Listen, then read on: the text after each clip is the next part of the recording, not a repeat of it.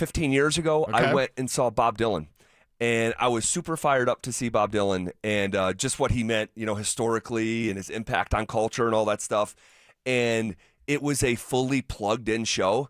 And when I say plugged in, I'm when I'm listening to Bob Dylan, I'm listening to like old school folksy stuff, not like plugged in electric guitar Bob Dylan. Oh. And it was so bad. That's weird. It was so cringeworthy. I mean, it was like he's being somebody he's not. Yes, that's what it felt like. And he never unplugged the entire show, and I was just like, damn, that sucked.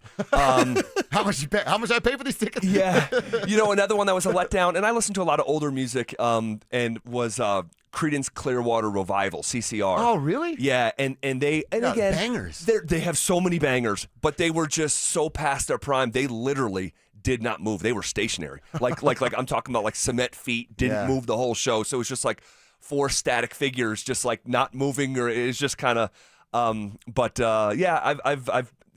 going to concerts and stuff like that was like our life, like before we had kids. It was 3 or 4 shows a summer, and I've been lucky enough to see like Sting and the Police, like mind-blowing. Allman Brothers, mind-blowing. Fish, going to see Fish on the road and everything that comes with that. And that's a good time. See, he's excited about that. Yeah, so that's the part those he are my likes. people, dude. Yes, there will come a day. 311 saw them multiple times. Rush saw them multiple times. There will come a day where like that's a more a main ingredient in our life, just like not right now as much. We go to like 1 show a year. See, I like the stationary thing. We all know Newfound Glory. I think we've talked about it before. The fat guy eating the pizza. He just smokes cigarettes with a shirt off, and it's not pleasant to see, and does not move. And I think it's the coolest thing of all time. Like, dude, he's not going to move. He's going to smoke 10 cigarettes, and he's going to have his gross body exposed. I just don't know why doesn't the morning show get along better with you, because you like all the old music that they played when Mike Evans was in high school. Like all the CCR, Bob Dylan, that's all that. Evans, that was his prom. Mike Evans might have got his first kiss to that song when it was first released. Oh, my gosh. What's one artist that you must go see before you pass away? Oh, an artist you have to see? Yeah, like there's one that you like no that you haven't seen. That you haven't seen yet. That's like, what, I'm no matter what, I'm seeing this. See, I'm gonna have weird answers because I'm gonna be like Too Short. Too stuff Short. like that. That's who Life ain't nothing What's but my favorite word? money. Everybody knows. Everybody knows that word. Gosh, that's a good question. I think you know who I listened to a ton of when I was in my 20s, and you can't see the original band because the lead singer is no longer with us, but Sublime. Yeah. I listened to so much Sublime when I was in my 20s, man. And but I would say right now for like living artists, I think Jay-Z. I've never seen Jay-Z, and he's probably like top 3 artists of all time for me. So I think that would be my answer right now, Jay-Z. I saw Kiss and Aerosmith was like one of my first concerts with my old man, and we were there to see Kiss, and Aerosmith stole the show. Steven Tyler, he's a performer. Like everything he does is for the audience, and it's not even really my bag of music. I was just hanging out with my old man, but I'm like, if you can get a chance to see Aerosmith, who knows what it looks like now. This is 20 years ago, but it was a very entertaining show. So who you going with? Oh, I don't know, Billy Joel, something like that. I have no idea. That's a good one. That's a I real would good one. love to see Billy Joel, and we were out of town when he was at Coors Field. Yeah. I would have 1,000% And been that's there. just one of those things of like, you gotta see him. You know what I mean? Like, go get those experiences. Go see Tom Petty. Yeah. Imagine if you'd missed that show. You know what I mean? Dude, here's the thing. Like, I didn't realize I didn't listen to Tom Petty's music. I would hear his songs on the oldies station that I would listen to once in a while from when they would play 70s stuff. But I went to the show. I was invited by friends. I went to the show, and it was one of those where I was like, and I know you guys have experienced this, like, oh, I know that song. Oh, I know that song too. Yeah. Like, I know this song too. And I was going through something at the time personally that was impactful for me. But I went to the show, and it was in the middle of the summer at Saratoga Performing Arts Center. They call it SPAC. And I had my mind blown. Absolutely had my mind blown. Had the time of my life. Made me forget what I was going through at the moment. And I fell in love with him after I saw him live. So it wasn't like I went, I love his music, I'm going to go see him live. I knew his music, went and saw him live, fell in love, retroactively fell in love with his whole catalog, and then was able to go see him again. As a fan with now my wife, my girlfriend at the time for my birthday. My dad hooked us up with like tickets in the 5th row. Nice. And I've told the story before, but I'll speak for myself. I don't want to throw my wife in there. I was, kind of on another planet, if you follow me. Yeah. And so it felt like Tom Petty, in my mind, through my perception, was leaning over the stage and like just singing to me. Gary Garcia's in our ears, man. Yeah, I mean, what you had, man? it was a next level. And I'll just say, because it was all these years later, and I'm just in a different place in my life. It was a psychedelic event that was mixed with my favorite music, mixed with this girl I was falling in love with. Right. It was just an out-of-body, out-of-world experience. And I do think that there is, I'm going to go on another, I do think there is value, even if you're not into that sort of scene at one point in your life, a small experimentation with that kind of stuff. Because like there's a before and there's an after. Oh, yeah. And so that was one of the great nights of my life, for sure. Phil's having so much fun over here, Phil. 9 months later, he became a father. Yes. If you guys would ask me, since you guys never want to ask me anything, it'd be Justin Bieber. So you have to go seriously? Yes, yeah, it would Really? be. Okay. I mean, something about that, man, and I know he's went through some trauma and going through some stuff right now. Yeah. But as a singer, just pure talent, man. And he did that show and he was in his boxers. But when you really kind of take that away and just like listen to how he was and like the pain in his voice, like it's real, man. And I love his voice. And if I have a chance to go see Justin Bieber, although I don't have Bieber fever. He's a great artist, though. Yeah. He's a great artist. He is. I would love to go meet him and go to one of his He concerts. can also do switch kick flips and tray flips on a skateboard, so he gets a can little he? more respect from me too. Yeah. And then there's those shows that you go to them because you're going for someone else or you got free tickets, and it's like kind of like the Petty experience I was talking about. That like Taylor Swift. I went to Taylor Swift for my wife. I got those tickets, and I had my mind blown. Like, holy smokes, I cannot believe this level of a performer. 3.5 hours, no features, no intermission, just Taylor. I mean, it was. She didn't have a warm up opening artist or either. No, I don't believe Wow, so. that's impressive. No. She went over 3 hours, just her. I mean, it was. And then you walk away, it's like, whoa, I kind of get it. A little bit more. Not that she's like a top artist for me. And then another one that blew my mind, I had no expectation. Kistner's girl. Carrie Underwood. Yeah, she can sing that. I went to Carrie. Kevin's paying attention. I went to Carrie Underwood in Albany, New York. At it was ironically because we used to be Pepsi here. It was the Pepsi Arena in Albany as well. And man, oh man, no expectation. Did it for my wife on like a Valentine's Day present. And Carrie Underwood rocked 15,000 people in a way that I was like, I can't believe the level of performer.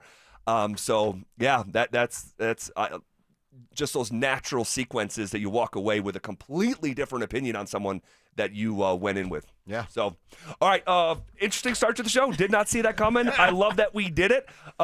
There could be an upgrade on offense available to the Broncos. Does it make sense? That's next.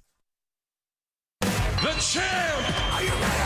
Do you consider yourself a super fan? Well, now's your chance to prove it. It's Denver Sports 104.3 The Fan Super Fan Send-Off, presented by 303 Law 4040, sending you to Las Vegas for the biggest pro wrestling event in the world. A pair of 2-night event tickets, airfare, and hotel all included, plus a $500 Visa card. So get in the ring and enter now at DenverSports.com/superfan. That's DenverSports.com/superfan.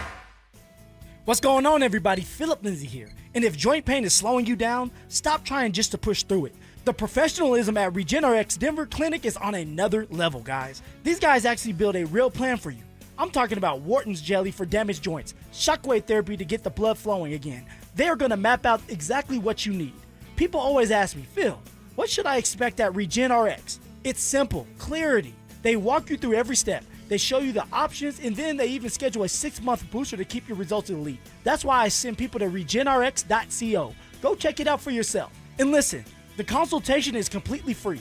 Zero risk. If you're dealing with degenerative joints or long-term pain, RegenRx might be the answer for you. So what I need you to do is go visit them at regenrx.co. Book their free consult and see if the stem cell therapy is the right move for you. If joint pain is holding you back from work, from the gym, from your kids, don't wait. It's about the quality of life. Invest in your future self so you can stay explosive, stay active, and stay present for your family. So give them a call today at 303-630-9770 or visit them at regenrx.co. Again, you can visit them at regenrx.co and let them know that Phillip Lindsay sent you. Taxes was waiting on the refund you needed yesterday.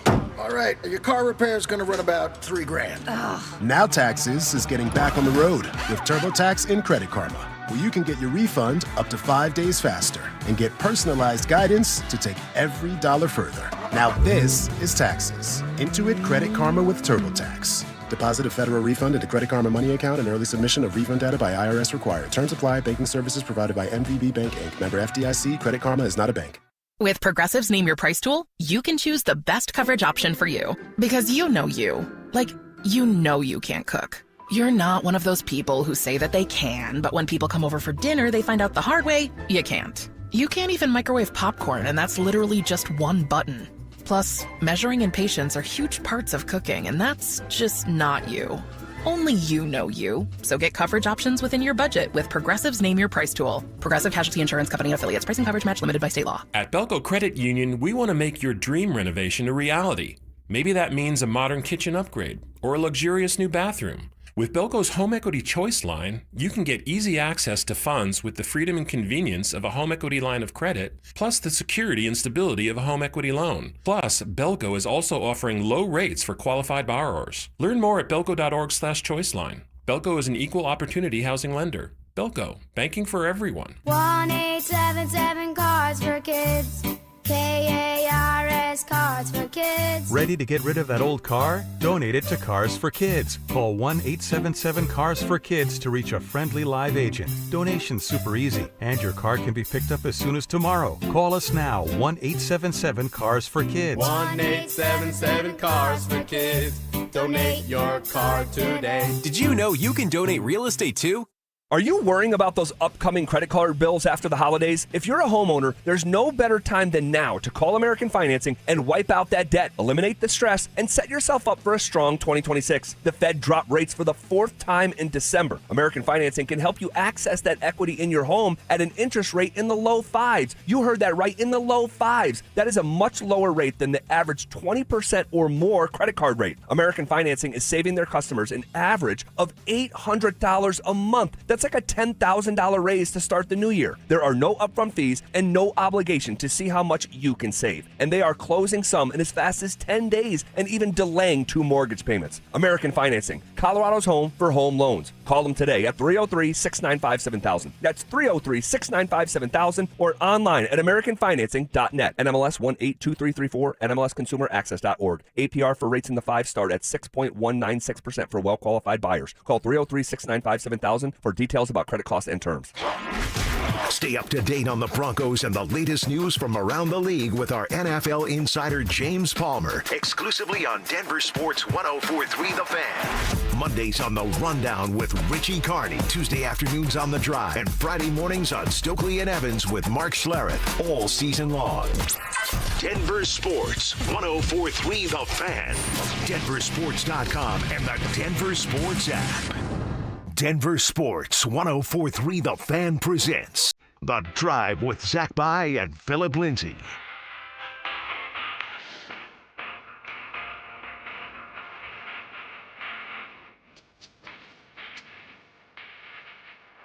Off and rolling.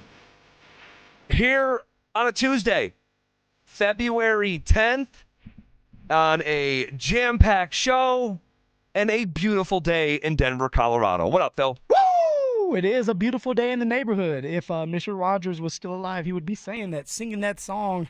Growing up, that's what I used to watch. Arthur, Mr. Rogers. There's a couple of Garfield was on, and then Bob Ross. For some odd reasons, Yeah. Bob Ross at 5 o'clock in the morning, a little bit of here, a little bit of there, put the little dab, and I would just tune in and just watch the TV screen. Yeah, I did not discover Bob Ross until I was older, and I was one of these kids, just such a different childhood that, I watched cartoons and stuff up until I was 7, and then my parents broke up. My dad took the TV with him, and Mom breaks the news to us that we're not getting another TV. And so, like, it's just so different. Well, then that's when radio Yes. hit you, right? That's when you fell in love with radio because that was your entertainment. Yes, Crazy. truly, and just fell in love with it. I'd fall asleep to the Yankee games play-by-play at night. They'd be on the West Coast and not starting until 9, 10 o'clock, and then I'd be listening to the two guys who were John Sterling and Michael Kay, and on the radio back then. And I'd listen to that and the oldies station.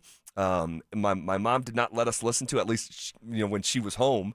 We'd listen to everything when she wasn't home, but she wouldn't let us listen to the current music. So I grew up listening to the oldies stuff, and which I still listen to this day. Yeah. I mean, the other day I'm introducing my son to a song by Chairman of the Board. I mean, this music was made 50 years ago, and so I just grew up with a radio, man, and here I am You're like, talking Mom, on the radio. You say, Mom, leave? Hey, put that Jay-Z on. Yes. Oh, man, I had all of it. And back in the day, I'd be listening to the hip-hop station, and it was Jams 96.3 in my hometown.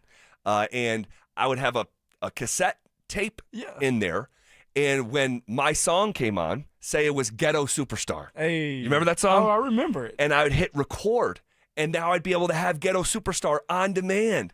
Oh, and here's, Jay-Z's Gigawatt, record. And now I got, Ghetto Superstar, then Gigawatt, Gigahoo. And that's how I just, but I'd hide it all from my mom. But both things were true. I loved that music, but I also did fall in love with the older stuff. And man, I used to listen to the late night UFO conversation. It was called Coast to Coast AM. See, I love me some of that. Man, they'd be taking calls and talking about just the different galaxies and stuff, and I'd be, 14 years old, looking at the stars. Yeah, like, damn, what's up there? And not able to fall asleep and just listening to these guys that they're all mixed up in my memory somewhere. But definitely different, man. You doing okay? I'm great, man. I'm great. Ready to have a great show and give the listeners what they want, man. A little bit of action, a little bit of drama, and maybe speak and speak some sense into you. If we're not on the right page. Well, we'll see what the day brings,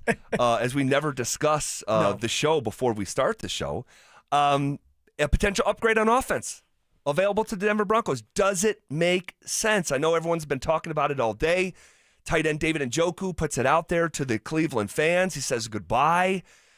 Does he represent an upgrade of any way, shape, or form here in free agency, which is a month from tomorrow? Crazy to think that it's coming so fast. But the question you asked, Z, no. I don't believe it's an upgrade. Now, Njoku, I played against him multiple times, a damn good tight end, but he's getting older. All right, he's going into year 10 this year. All right, he had an injury last year that has set back. He played 12 games. I want to say a little over 300 yards receiving. It just wasn't a good year for the Browns in general, but it wasn't a good year for him. When I look at what the Denver Broncos need, they definitely need an upgrade at the tight end position. But they need younger legs, younger talent, speed. All right, somebody that can learn, that can brew behind someone like Evan Ingram. And then when Evan Ingram's contract's up after this year, you're ready for that young tight end to flourish. You're ready for that young tight end to take advantage of his reps as a starter. That's what I'm looking for. Of course I want the upgrade, but I don't want to make a lateral move. Do I think that Njoku is better than Evan Ingram? In certain aspects. Blocking. He does a great job of blocking. Evan Ingram, we know, doesn't block, and that's why he wasn't in the games at times, and that's why Adam Trotman was in the games. But when you're looking at a guy that you want in the tight end position to stretch the football field, that's not Njoku for you, right? That's not him. He's more that possessionary tight end / receiver, big body, maybe the red zone. But for Sean hasn't even unlocked Evan Ingram. Correct. He hasn't even unlocked Marvin Mims. So then you're bringing in another tight end that's going to want more money, And yet we don't know if that's going to work out for an aging tight end. Let's go young. You're going to have to keep Evan Ingram because of what you promised him, and the contract tells you what you promised him was a lot of guaranteed money. All right, after that, you go for that young gun in the draft. You don't do your deep dive, do your due diligence, and you come back and you pair Evan Ingram with a younger, talented tight end that has speed, and you go that route. That's where I'm at with things. I don't know about where you're at with things, Z. No, I mean, mostly a full cosign. I mean, Njoku represents the past. He's a descending player. And by the way, even when he was at the peak of his powers, he was still mostly an unrealized talent. Like when he's coming out of school and he's coming out of Miami, I remember I was doing this job right here in this chair in 2017, and it was like, this guy is a physical freakazoid. He can do everything. Sky's the limit. Guy never had a season where he reached, 900 yards, let alone anything more than that. This past year, he played 12 games. He caught 11 total first downs. 11 first downs in 12 games. Not good enough. He missed even more time a year ago where he played 11 games. So this is a aging player who his game is based off his athleticism. Yeah. That is waning. He's getting older. What is he, 29? He's going to be 30 in training camp this coming year. It doesn't make much of any sense. I mean, he would have to be playing on like a vet minimum deal to try to make this work, and that's not going to be the case. So that's going to be a big no for me. Yeah, so we're on the same page, right? A great way to start the show, but I'm with you, Z. I mean, let's go young. The youth, the draft. This is supposedly is someone like George's specialty, right? Is evaluating talent, finding those diamonds in the rough. If you have to get a tight end in the later rounds, let's find one that can complement Evan Ingram. Yeah, you need to get one in the draft. Yeah. You need to do that. And I think they wanted to do it this past year. According to Mike Kliss, in the second round, it didn't fall, the way that they wanted it to. So, which honestly brings up other questions about, like, when the tight end you wanted wasn't there, did you overextend yourself to draft R.J. Harvey? And so just something to think about. Yeah. Maybe we can circle back to it. But, yeah, and then on top of all this conversation that we do happen to agree on, Spot Rack's got his approximate market value at 2 years for $20 million. No, thank you. The Broncos just did that, and they haven't been able to figure out that guy. And it's like one of these, like, I have this neighbor down the street. His garage is always open. And he's got these different projects going on.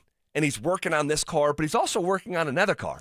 And it's like, how about you finish one project and then start another one? See, I didn't know you're the nosy neighbor. I didn't know you're that guy. Well, in this case, I am, because you have this car in the street that doesn't move, and it's like you like working on it about the weekends. It's like, but there's this other one in your garage. It's like, you work on that one too. And then I see this other thing that you're working on. It's like, look, you need to figure out the project that is Evan Ingram first before you go chasing another shiny object in free agency like David Njoku. No, thank you. Find out the people that are on the inside. All right, Marvin Mims, Evan Ingram. What can they do to help this team this year or the year coming up, the next season? That's the biggest question for Sean. All right, you wanted this joker. You told everybody you wanted Evan Ingram. Evan Ingram left the building, then came back because you ordered him to come back to the building and signed him. So find out what he really can do for you. All right, you have invested in this man, so get everything out of him. Well, here's the thing. Broncos might have other plans. Listen to Kliss this morning. Evan Ingram, it's a tough one. He's got $5 million guaranteed on an $11.5 million payout. And it just didn't seem like he fit. And last year, even though they had Evan Ingram, they tried to get a tight end in the draft. They were kind of set up to take one in the second round if some of the guys they liked tight end-wise fell in the second round. A bunch of them were taken right before their pick, including Ferguson. So I think there's a chance. There's two things. I can see where they bring Ingram back on a pay cut, try to work that out to maybe $8 million, say, or they let him go, because unless Davis Webb likes him a lot more than Sean Payton, it didn't seem like he fit in Sean Payton's offense as they thought. We talked about Ingram as a restructure candidate. I will raise my hand, and I want confirmation on it. But Mike says that there's only $5 million guaranteed, and I did not think that there would be that much savings. Yeah. But it sounds like there could be, and it sounds like the Broncos could approach Ingram for a restructure. I don't know how that conversation is going to go. At the end of the day, it takes two to tango, right? You have to have Evan Ingram agreeing to restructure that deal. If I'm Evan Ingram and I'm getting older, why would I restructure my deal? Just stay here? You guys don't want me here. All right, you want to restructure this because you want to either trade me or cut me anyway. So if that's going to be the case, then you're going to just cut me. I'm going to take all the money that you're owing me. That's just how it goes. This is a business move. And for the before we leave, the Davis Webb situation, does Davis Webb like Evan Ingram or not? We talked about it. Davis Webb was Evan Ingram's teammate. Right. People have to remember that. Davis Webb may have talked Sean into play calling duties by saying, hey, look, I can unlock Evan Ingram. I know how he ticks. All right, I threw him balls at with the New York Jets. New York Giants. Like, so it's like things like that could keep Evan Ingram here, and Davis Webb saying, hey, I can open this door for Evan Ingram and make him a versatile option for us moving forward. Well, we'll put a pin in that Davis Webb conversation. We'll talk about it again at the top of the hour because I do think I heard a maybe a relevant detail regarding it. And so we'll get into that in hour number 2. In the meantime, Nuggets lost for the 4th time in 5 games. Nothing to see here or a potential issue. That's next. Do the Broncos need a complete overhaul in the tight end room? And what do we think we're going to do with Ingram here? I wouldn't be upset if we just did the same thing with the tight end room that we did with the running back room. Now, we're not going to move everyone, but you can't bring back Adam Troutman. I'm done with that. It's over with. Denver Sports 104.3. The Fan. What's going on, gentlemen? If you're still dealing with erectile dysfunction and you're not going to get treatment, then what are you doing? All right, go get the help you need. And research shows that men can draw away from their partners when ED affects their sex life. The conditions can cause stress, anxiety, depression, and even worse, a man's partner can blame themselves when ED becomes a problem. But at Rocky Mountain Men's Clinic, their treatments work when the pills and herbals fail you. They have treatments with success rates well over 90%, and some of their treatments out there can last an hour or even more if you have that much stamina. What you're going to do is schedule a consult with Rocky Mountain Men's Clinic today. Your initial visit is only $99 and includes a medical consult with a Colorado licensed medical provider, AT and PSA test, and if medically advised to test dose. And here's the thing, if the test dose does not work in the office, the visit is absolutely free. And there's 5 locations out there to serve you, so there are no excuses, guys. Go get treated. All right, you can go to Fort Collins, North Denver, Central Denver, Castle Rock, and Colorado Springs. So give them a call today at 720-440-7900 or visit RockyMountainMen'sClinic.com. That's RockyMountainMen'sClinic.com. Progressive Insurance knows pets, and one of the biggest differences between people and pets is that we don't eat things off the floor. But dogs definitely will, and it makes them so happy, no matter what it looks like, smells like, or what state of decomposition it's in. We all want to go through life that carefree, and that's also why you should get Progressive Pet Insurance, because they eat things off the floor. So protect your pet from all the questionable life decisions they make. You know where they drink from when you're gone, right? Progressive Casualty Insurance Company and Affiliates. Covered subject to policy terms and conditions. When your check engine light comes on, do you see a repair bill or do you see peace of mind? For 20 years, CarShield's been the name America trusts to help keep you on the road. While other companies stop covering you when your car gets older, CarShield offers protection plans up to 200,000 miles. With over $1 billion in claims paid, we don't just promise protection, we deliver it. Don't let a breakdown break your budget. Get the flexible month-to-month coverage you deserve. Go to CarShield.com. That's CarShield.com today. Let me ask you something. Is your money doing everything it can for you? I don't know. How would I know? Is it automatically saving for special events and keeping you posted on its progress? Like at Huntington Bank? Oh, no. Is it tracking your spending so you can make the best choices at the mall? Nope. Or setting limits on your teenager's debit card? Definitely not. Then it could certainly be doing more. Yeah, sure sounds like it. Let's get more from money. Switch to Huntington Bank. Welcome. Eligibility requirements apply. Some features may require enrollment. Okay, does this happen to anybody else? You sit down with a juicy QPC, some McNuggets, and those golden fries from McDonald's. Then you take a long sip of your Sprite because you can still hear your mama saying, don't fill up on that drink before you eat your food. But you're grown now, so you do what you want. Share and share alike with the 20-piece McNuggets from McDonald's for just $6. Limited time only. Price and participation may vary. Cannot be combined with any other offer. Ba-da-ba-ba-ba.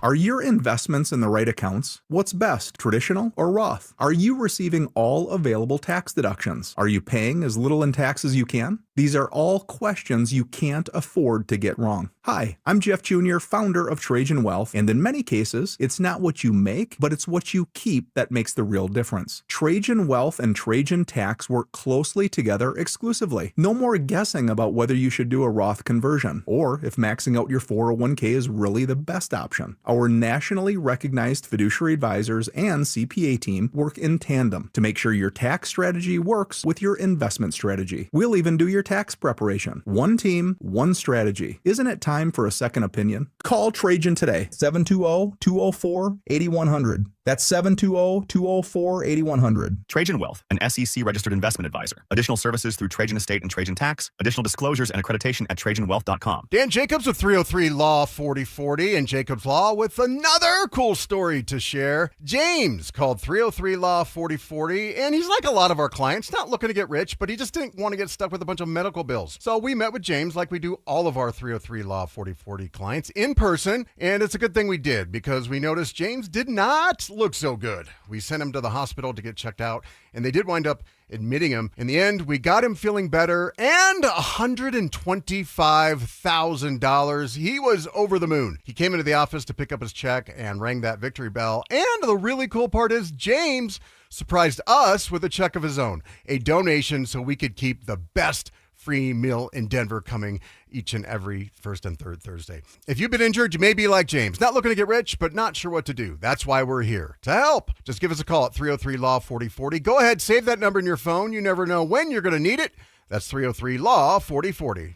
Buy more, save more during Furniture Row's fantastic 4-day sale Friday through Monday. Save $100 for every $1,000 you spend. Plus 60 months, no interest financing, no down payment. Shop now at FurnitureRow.com. Denver Sports Snapshot. Tonight on ESPN Denver 1600, CSU basketball faces Air Force with pregame starting at 6:30. 104.3 The Fan. We are Denver Sports. You're listening to The Drive with Zach By and Phillip Lindsay on Denver Sports 104.3 The Fan.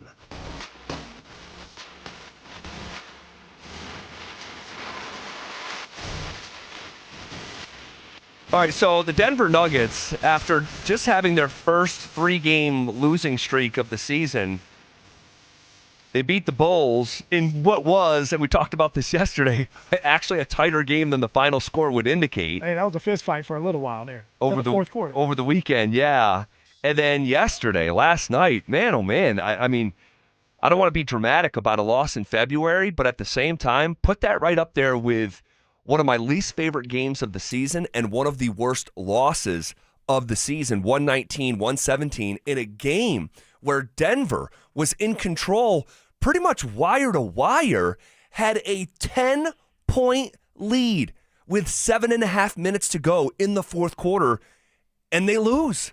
And it was hard to watch, quite frankly. Oh, it was very hard to watch. And then you look at and you say, you can't make this up. James Harden doing what he does best. He just got with the team, and yet it looks like the man has been there all year long. Sometimes I look at this team, the Denver Nuggets, and I'm like, dude, you know the Cavs are going to shoot threes. You know at some point they're going to get hot. You have to close out. You have to find ways to get Mitchell out of sync. You have to find ways not to let James Harden. I know that the 34 seconds, that was a good shot. Yep. It was a good shot, step back, can't do anything about it. But I watch these games night in and night out, and the 3-point closing that out, it's a problem for the Nuggets, and it's going to continue to be a problem when you're playing against 3-point shooting teams and better teams. Yeah, and Cleveland is a good team. You know, Cleveland is a good team, but so are the Nuggets. And the Nuggets are playing at home. And they have a real problem, guys. And there's actually a couple of them. There's actually a couple of them that go beyond just a loss in February, okay? This team is bad at home. They are a bad home team. In one of the most historical, advantageous places to be the home team. In altitude, a mile high. It's real. For these teams who come in, like for the Denver Nuggets, to after 25 home games, to be 14-11 is wild, and I can't explain it. Phil, on the road, they're 20-9. Yeah, man. No one in the NBA has a better record away from home than Denver. But this is not, you would rather have it flipped. You really would. You really would. The fact that they're this bad at home is alarming this late into the season. And I know you just got done saying you don't know why, but if you had to just throw some at the wall and say this is what's going on, what would that be? I mean, it doesn't make any sense because usually your role players play better at home. But when it comes to the Denver Nuggets just going on the road, and maybe it's just, hey, we don't have to worry about family because we're on the road and we can relax a little bit more. Who knows? They're just better on the road as of right now. But what is going on? I have no idea. And here's another thing. That was a winning team that came in here last night, okay? Yeah. Cleveland. More wins than losses. They're a winning team. When Denver plays teams that are just winning teams, okay? Just winning teams, not like elite, not San Antonio, not Oklahoma City, not Detroit, just teams who have more wins than losses. They've played 25 of them, which is ironic because I just said they've played 25 home games, and they're 14-11, right? You know what their record is against teams above 500 this year? 25 games, 13-12. It's a coin flip. They're exactly average against simply winning teams. And now a big part of the story, obviously, is their health. Yes. Is their health. But you watch a game like last night, and it's just that should not have happened. It should not have happened for several different reasons. So that was discouraging. And losing, 4 or 5 games is unusual. And it syncs up with the time since Jokic has come back. Make that make sense. So now we're in a bizarro world where Jokic has been back for 6 games, I think. I think it's 6. And they are 2-4. And so it has to be that the chemistry is just not there. Of course, Jokic missed a lot of time. Now you're coming back. That team, when Jokic was out, they found a way to win games. They started to build that chemistry without Jokic. But now that Jokic is back, now it's hard to find that rhythm, the chemistry, and maybe it just takes time, Z. I don't know. I'm trying to figure it out like everybody else. Well, here's the thing. It's like you're watching the games, and I'm seeing Jokic make mistakes that are so uncharacteristic. It's like not computing. Have you ever and I'm sure everyone has a different example if they even have an example, but like a moment in your life where you saw something that was so unfamiliar to you from such a familiar person or situation. Like I remember the first time I saw my dad super drunk. And it's just whoa, he can't stand upright. And it was just whoa, this is Dad. That's Dad. And it's so unfamiliar. I'm watching Jokic throw the ball away where I have no idea what he's actually thinking. And this is our Denver Sports King. This is our supercomputer. 7 possessions. You lost by 1 possession last night. 119-117. 7 different times in the game, Jokic threw the ball either away or to the other team. That is bizarro world. So as great as he is, and if you look at the box score, you see triple-double, another triple-double, and he's such an offensive force that he accumulates these numbers. You got to watch the games. The mistakes that he's making, and it wasn't just last night. I mean, and clearly it's got to be a rhythm thing since missing so much time, the most time of his career. Yeah. But we saw him have 6 turnovers against Oklahoma City. We saw him have 5 turnovers against Detroit last week. Very rarely do we ever see a game where Jokic has more turnovers than assists. We've seen it this past week. And then to have 7 against Cleveland, it's just whoa, you talk about a shock to the system. Well, then when your partner in crime, Jamal had 17 points, but he was 6 of 16 from the field. If he makes some of those baskets, you win that game.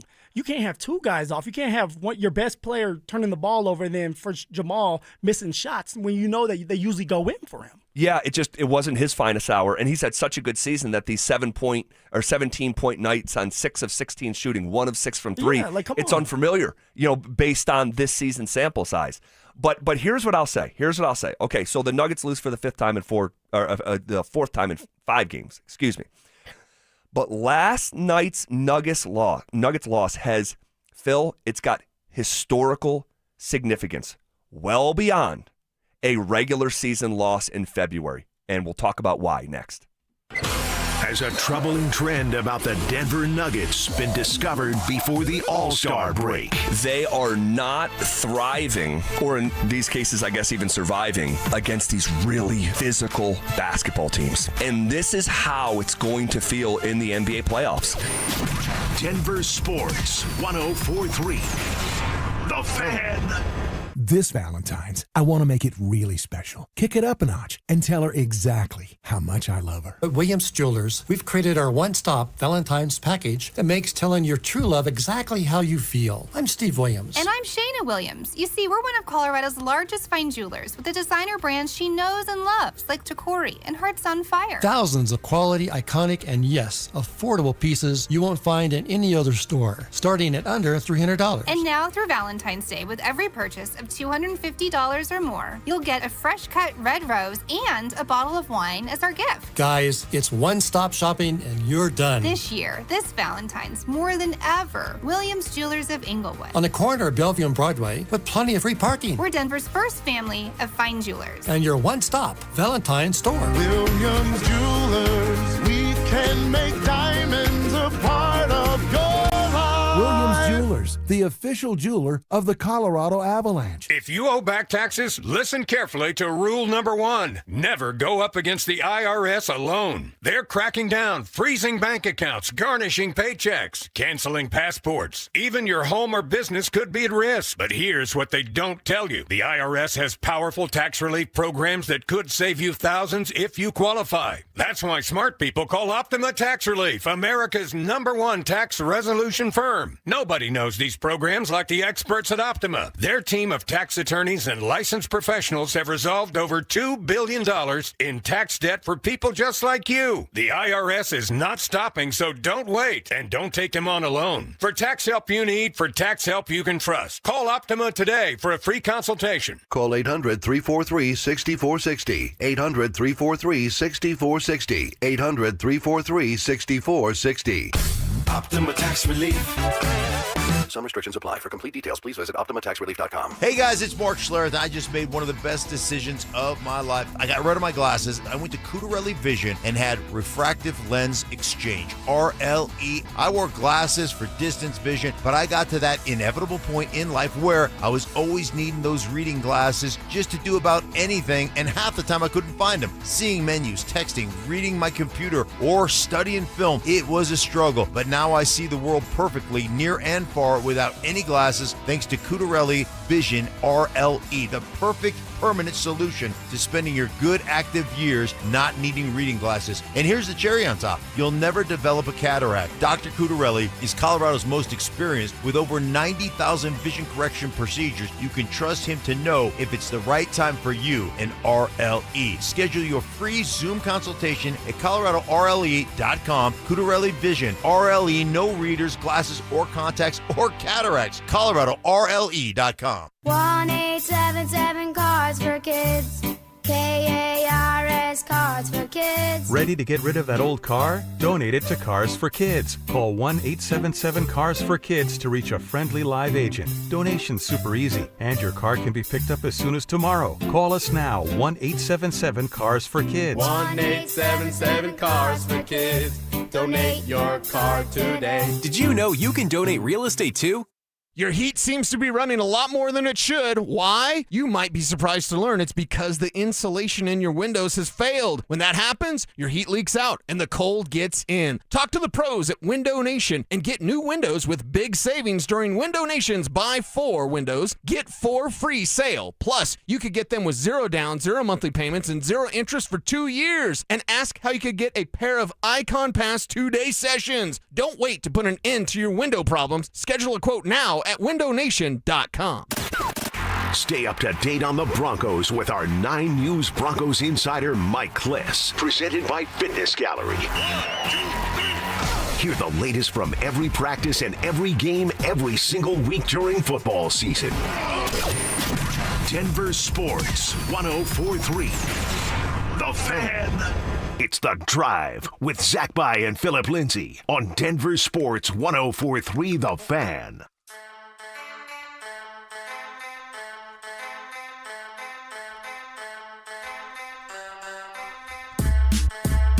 last night's Nuggets loss has historical significance, well beyond a regular season loss in February. All right, and I also want to talk about an issue that is persisting throughout the season. It started early, and it'll make sense here in a second. But first, calling all wrestling fans, we have your chance to go to Las Vegas for the biggest pro wrestling event in the world. It's the Superfan Send-Off presented by 303 Law 4040. Here's what you get. A pair of 2-night tickets to the event, round-trip airfare for 2 from Denver to Las Vegas, 2 nights hotel stay, and a $500 Visa gift card. For more information and to enter, head to denversports.com/superfan. If you win this prize, you will be the cream of the crop. Okay, so last night's loss to Cleveland has historical relevance, okay? And it goes back to a rule from Phil Jackson called the 40-20 rule. The 40-20. The 40-20 rule says that an NBA team must win 40 games before losing their 20th game to have a chance at that year's championship. All right? Again, Phil Jackson was the first to ever put it out there. 11-time, NBA champion. Yeah, he's the man. All right? Here's what you need to know about the 40-20 rule. You can roll your eyes and say there's no scientific, explanation to point to, but I would just point to NBA history, the way that Phil Jackson did. Ever since the NBA added the three-point line, which happened in the 1979-1980 season, every single NBA champion, save for 4 of them, going back to the 1979-80 season, won their 40th game before losing their 20th game. That is the most real kind of history that you can find, okay? The 4 teams that did it were the 1995 Houston Rockets, who won the championship when Jordan was playing baseball. Yeah. They were 40-25 when they hit their 40th win. The 2004 Detroit Pistons, all right, who were also 40-25. The 2006 Miami Heat were exactly 40-20, and then it happened again in 2021 with the Milwaukee Bucks, who were 40-24. So you can still get there, but there's not a lot of facts there for stats there for a team that doesn't get there to win it all. No, if you have 4 times it's ever happened since the three-point line was invented, you have to be the most unique kind of team to overcome this statistical anomaly, the 40-20 rule. And that's what happened last night. The Nuggets lost their 20th game before winning their 40th. The problem is that they're still 6 wins away from their 40th win. And it's just, the average. So I went back, because I'm a little cuckoo, I went back to every single year since the three-point line and looked at the champion from that season, and how many losses did they have when they hit their 40th win. The average number of losses for an NBA champion since the three-point line was invented is 14. So the Nuggets aren't even close to this. Now you can say, well, throw all that out because the Nuggets have been banged up. Well, that's exactly what I'm going to tell you right there. Like, if the Nuggets are banged up, all right, they have 4 of their 5 stars have been out. Now all of a sudden they're starting to get healthy, but then Payton Watson is out. Some of your role players have been out. Well, then how can you sit here and go with that facts or stats when you know that this team has been together long enough? I'm just reacting to the reality of the situation. And here's actually the hard truth about the situation right now. Lean in real close. I'm leaning. Nobody cares. Nobody cares. Why you got to do it to us like that? Nobody cares. Because I'm giving you the real today. No one cares. Half the league's banged up. It's an epidemic in the NBA right now. Shai Gilgeous-Alexander is banged up. He's not playing. Their second best player, All-NBA J-Dub, Jalen Williams, he's not playing. Teams are dealing with it all around the league. Jokic is back. Jamal was never out. Christian's back. Like, you have Cam Johnson's back. Cam Johnson's back. So, yeah, is it perfect? No, it's not. But I promise you, no one gives a damn about the health status of the Denver Nuggets right now. Either you're winning games or you're not. Either you have your 40th win before your 20th loss or you don't. So I'm not saying that the Nuggets are doomed, that the Nuggets have a hard cap on them for success this year and they can't go win the championship. They can, but they will have to overcome an insane statistical anomaly that goes back about 5 decades. Well, then my question, because you say it can be done, do you believe? Now, before the season started, we were all on the same boat, right? Hey, this is a championship team. They have everything. They have the depth. David Adelman, we still don't know. We didn't know about, but now, he's doing a good job with the pieces that he has. But all of a sudden, the 40-20 rule comes to play. The Denver Nuggets are struggling. We know that. Do you believe that this is still a championship team? Yes, it can be. It can be. But I kind of have to squint a little bit to see it from where I'm sitting right now. It is February. We need to see what it looks like with a healthy complement of a team, okay? Because they have no chance of winning a championship without Aaron Gordon. None, okay? So we'll see what it looks like when he comes back. But right now, I'm just reacting to the reality of it's tough. Reality. Well, Z, it's tough because you got Jokic before he got hurt playing the best basketball of his career, right? Which is insane to say. You have Jamal Murray that's finally turning the corner, playing the best basketball of his career. Payton Watson, before he gets hurt, is playing the best basketball of his career. And I asked you that question. Yep. And now you're saying you have to maybe squint a little bit. Yep. To see the Denver Nuggets holding up a trophy, which is insane to think. I just haven't seen this group play together for months. And that's true, too. For months. And, are they a victim of circumstance? Yes, they are. They are. But that doesn't change. No one cares. Yeah. When the playoffs come, the playoffs will come, right? And you look at a game like last night. You should have never lost that game. There's no excuse for losing that game. Up 10 points with 7 minutes left in the fourth quarter. But they blew it. But it speaks to an even larger issue that's been happening with the Nuggets. And it used to be their superpower. But this team is no longer, and they're the furthest thing from a sure thing in crunch time. And I used to say about this basketball team, the same way that they say about speedy receivers, if you're even, you're beat. That was the case in crunch time. Crunch time defined by games within 5 points or less with 5 minutes or less in the game. That was another crunch time loss. Another one. And if you've been paying attention, which I know you have, this has been the story. This has been the story of the Denver Nuggets season. They lose close games. Their record in 3-point games is 6-8. This is where they used to thrive, and they're barely surviving. You want to know their record in 3-point games since the championship season? This is 3-point games, just like the one last night, since the championship season. 27-26. It used to be their bread and butter to out-execute teams down the stretch, and it's just no longer the case. And so, But it's injuries, Z. It's under new management with David Adelman and him implementing, I don't know what he's implementing, but him trying to do his part. Not his best night last night. It wasn't his best part or his best night. But I just think at times where we have to give it time. I know the 40-20 rule is a real thing. I know that this team looks like they're not necessarily down and out, but it's struggling to see them hold up that trophy because of so many injuries. But at some point, I think we have to take a step back and say we still have Jokic. What does that look like when he starts getting back into the mix? Sure. What does it look like when they start to get healthy? That's what I want to see. Probably looks awesome.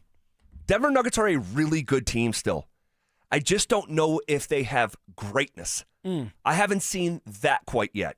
And so we'll see what it looks like when they have their full complement of players back. I can't wait for that to be the case. Unfortunately, it hasn't been the case all season long. Okay, there was a disconnect between Bo Nix and the Broncos on a topic that hasn't been discussed enough. And by the way, if we disagree with a Drew Brees comp for Bo Nix, who does Nix remind us of at the quarterback position? And plus an update on Davis Webb. It's all coming up as we have 25 minutes of commercial-free sports talk next. Should Sean Payton go all in on signing the reigning Super Bowl MVP? I mean, would I have him on my list? Would I have him on my free agent big board? Sure, but I definitely would not get into a bidding war for Kenneth Walker. I still like Breece Hall's out there. I love the idea of Tyler Algier. So there's some running backs out there that I would look at that I don't think you have to overpay for. Denver Sports 104.3. The Fan. Hey, what's up, guys? It's Zach By here. For 50-80 Exteriors, Colorado homes face more risk than ever from intense weather, including wildfire exposure. 50-80 Exteriors prioritizes fire-resistant, non-combustible, low-maintenance exterior upgrades with reliable quality installations. Protect your home with James Hardy siding, TimberTech decking, and Pella Impervia fiberglass windows, all designed to stand up to heat, weather, and time. They also offer 60 months no-interest financing. 50-80 Exteriors, the altitude of quality. Women go through many changes in their lives. And we believe each milestone matters. That every new candle represents another step in your story. Our healthcare experts support women at every stage of life. Because each chapter deserves to be celebrated. Women's health. Nurture what's next. Find care near you at mountain.commonspirit.org. Common Spirit Health. Human kindness lives here. One iced coffee? $1, please. For real? No way.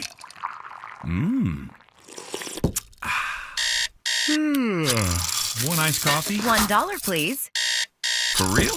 No way. What a deal. Your new morning groove. Iced coffee from McDonald's, any size for just $1 until 11 a.m. Price and participation may vary. Cannot be combined with any other offer. Ba-da-ba-ba-ba. Imagine finding your dream home and moving in right away. No waiting to sell your old place first. Sounds perfect, right? That's exactly what Orchard's Move First, Sell Later program lets you do. Buy your new home now and sell the old one later. Here's how it works. Orchard gives you cash so you can buy and move into your new home first, on your timeline. No waiting, no showings, no double moves. Then the Orchard experts take it from there. They handle repairs on your old home for you so you attract the right buyers. Once they're done, a local Orchard agent lists and sells your home for top dollar. Orchard's Move First program gives you the freedom to buy and move into your new home first and sell your old home later. Buy before you sell and get top dollar for your home with Orchard. Ready to find out how much your home is worth? Visit Orchard.com to get your free home valuation. That's Orchard.com. Hey, the cold weather is here. Stoke here from my friends at ROX Rocks Heating and Air. Has another company told you that you need a new furnace? Time to throw in the challenge flag. Rocks Heating and Air offers no obligation, free second opinions. And don't forget about heat pump rebates. They've never been better. Up to $13,500 only at ROX Rocks Heating and Air. Now play that G. HVAC service, installation, repair. ROX Rocks Heating and Air. Hi, I'm Terrell Davis, two-time world champion and Pro Football Hall of Famer. There is nothing more important than your health. This February, save up to 50% off on select premium equipment. Visit one of Fitness Gallery's 7 convenient locations from Colorado Springs to Fort Collins. Still haven't filed your taxes? You're not alone, but the longer you wait, the harder the IRS can hit back. Penalties, interest, letters, none of it goes away on its own. At Advanced Tax Solutions, resolving IRS problems is all they do. Whether you're a year behind or 10, their licensed tax professionals can step in fast, stop the stress, and help you get back on track. Don't let another day slip by. A quick call could mean a quick resolution. Contact my friends at Advanced Tax Solutions today and take control of your tax situation before the IRS does. I'm Rob Wilhite, and for nearly 50 years, my firm has stood beside Colorado families after serious car accidents. With over $1 billion won, we know how to fight for you. Call 303-GOOD-LAW or visit WillHiteWins.com. That's WillHiteWins.com. Cecil Lammy here for SodaWeightLoss.com, and they changed my life so much. I know how to eat, what to eat, and when to eat thanks to SodaWeightLoss.com. I lost over 60 pounds a few years ago, and I'm never going back. Having my own nutritionist made all the results. A real person, so I could go with questions, concerns, and maybe just even sometimes just need some encouragement.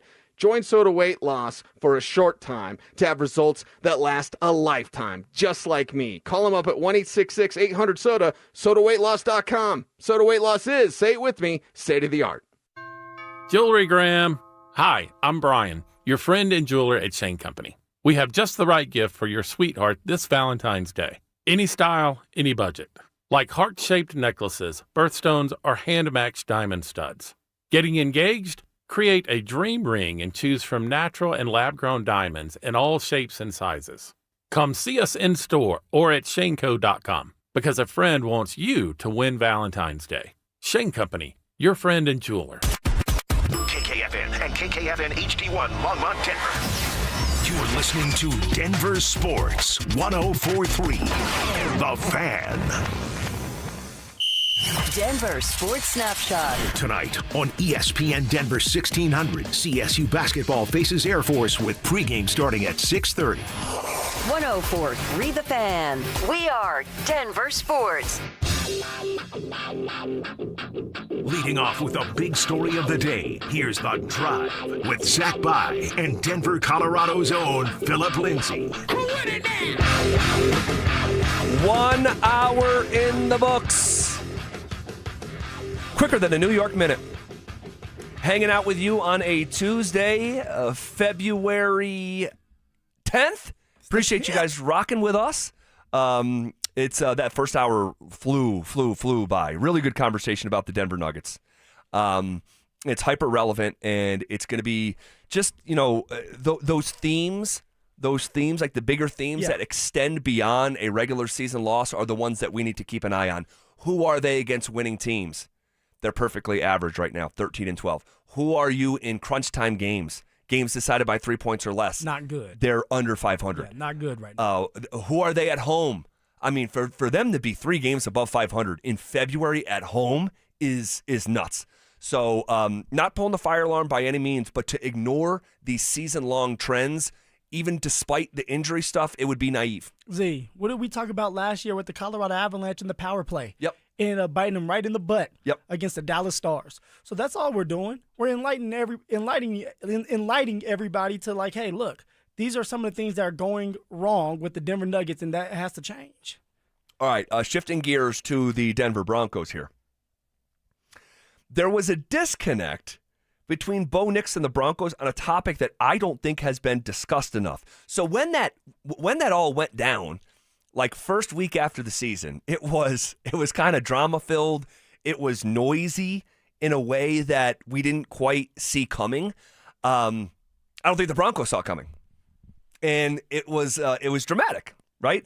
But within that, underneath that umbrella, I think there could be potentially a more meaningful disconnect that extends beyond just sort of the war of words between Bo and Sean.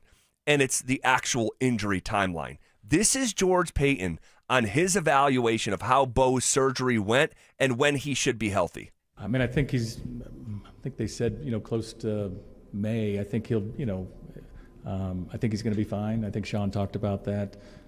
He's going through it. I mean, he's in the building. He's working every day, and he'll be back. I'm not sure the exact date.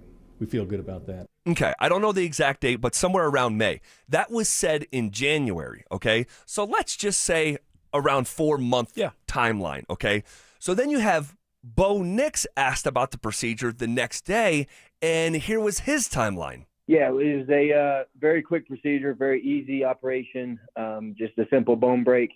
Got that fixed up, great surgeon, great care, and, just right back on my road to recovery. So a typical, bone break, 4 to 6 weeks. I'll be back training, ready to roll, and a lot of you hear a lot of different weeks and speculation out there when something like this happens, and unfortunately you don't get to hear from me for a while, but it'll be absolutely no issue this off season. I'll be able to actually start training back at the same time I was going to start training, so don't miss any time there. Going to have a good couple weeks getting literally my feet back underneath me and getting back ready to roll. I'm excited. All right, so what's going on, man?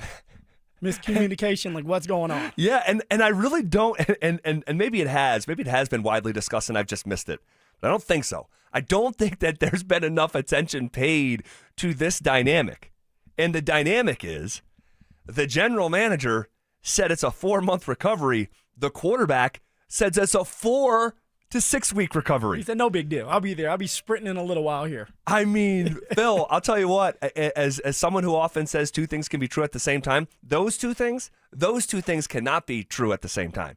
Like literally, and I know he said 4 to 6, but one guy is saying it's a 4-month recovery. The other guy is saying 4-week, and he's not going to miss a lick of time. So who do you believe? Phil? The man that went through the surgery, and Bo Nix, that's actually talking to the surgeon, that has to wake up and talk to the surgeon. The surgeon's going to sit down with him, show him the graph and say, hey, look, this is what we did to your body, and, the recovery time is this. Or do you believe the general manager that's getting this information? Who do you think he's getting it from? Wikipedia? he might be doing what we're doing. Let me go ahead and write that ChatGPT, up. how long does this take? No, seriously. The training staff. The training staff is probably the one talking to George saying this is what the surgeon said on the phone, 4-month process. And I think both can be true, Z. And here's why. Bone bruises or bone breaks are better than ligaments. We all know that. Totally. Right? It's easier to heal.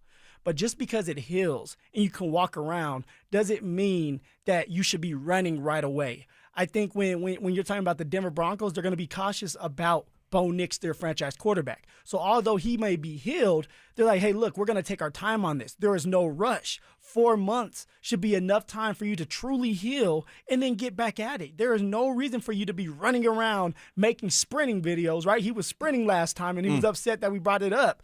All right, like just take your time, heal the right way so we don't end up with a situation like we did at the end of this year where we get to the playoffs, you're a big reason why, and then you break your ankle. We can't have that happen again. And for Bo, who's a player, all right, just like I was the dodo head that had surgery on my wrist for the second straight time, and it was a simple cleanup. And I thought, it's no big deal. Z, I almost had a big-time infection, and it actually, prolonged me from doing what I wanted to do. And I messed myself up by doing that when there was nothing going on. It was the off season. But as a player, you feel like I got to get back at it. I got to start working out and lifting at this certain time. And this is where the staff has to save the player from himself. And I think this is where they're getting the mix up. Interesting. Dante, you got something on this? I do. For you, Phil. So typically this is the time when players kind of step away from football, go on vacations, all that. Are you worried about Bo kind of almost grinding himself into a rut here because it's going to be the rehab and then it's going to start into football activity and he doesn't really get that true time off? I am. No, to be By the way, honest with you- real quick, before you answer that, I talked to someone this past week that would know, and I'll just leave it at that. He said Bo Nix is there every single day. I believe it. And he is all over the building. Like in places that you wouldn't think that he would be. He's all around, and he's not going home. But also that definitely is something that you need to watch out for as a player because you need that time off. You need to go out with your wife, with your kids, if you have them, and just enjoy what you have done so far. And then when you come back to the building, you're refreshed, you're ready to go. If you're always there and you're grinding and you're always on grind mode, I mean, you're going to wear yourself out. All right, you're going to wear your brain out. And for a quarterback, you have to be clear, not just for your body, but your mind as well, because you're having to learn everything, everybody's position, what you have to do, the checks, the reads, everything is going on. So I admire what Bo Nix is doing, and I guarantee that man's in the building from in the morning till it's night outside. But he needs to get away from all this, come back with a clear head, clear mind, so that they can go at this again, because it's a long season, as we know. Well, this is the way that Bo is wired in this, to that question in this specific department. It's gonna be interesting to watch this unfold because from a recovery standpoint, a rehab standpoint. Well, I shouldn't say but chances are the modern athlete, he likes to put stuff. He likes to chronicle his journey. Yes, and that's not specific to Bo. That's again just the modern athlete. And I do wonder if Bo will bring us into his journey. Have the motivational video. Yeah, it's one of these things where, if he wanted to go down that road, he could, and people would be wildly interested in that journey. We know he started to dabble a little bit in, he launched his own YouTube channel, but then he said he was off social media. Yeah, he stopped doing it when he started getting a bunch of attention on it during camp. During camp, right? Yeah. And so that's when he released it? He released it during camp, and we started to talk about it, and all of a sudden he went mute. decided he didn't want to do it anymore. He didn't want to show any more videos. Yep. And then now, I mean, we haven't seen a video since. No. And he openly said during the year he's not on social media. And then his Twitter account promptly tweeted shop my line of clothing, click this link. And we know that's probably his team, right? He's not like embedding that link himself. So we'll see. But I just think I'm generally interested that the general manager said 4 months and the player said 4 to 6 weeks. Those are two incredibly different things. So they're just not on the same page. Sean Payton, George Payton, Bo, it doesn't look like they're on the same page. Well, this goes back to the week that it happened. Sean saying he's predisposed and Bo saying the complete opposite. And it's like, well, who do you believe? Who said he's predisposed? The surgeon? How did he tell that to the team but not to Bo? It's one of these things. It was very interesting. So we will see how it all plays out. We'll see how it all plays out. Okay, we'll leave it there for now. Yesterday, we played a clip from NBC Sports' Chris Sims talking about how Bo Nix is Drew Brees-ish. And he's basically Drew Brees with a better arm and a better athlete. And I just, I pushed back on that comp with force. He plays nothing like Drew Brees, actually. Like nothing like Drew Brees.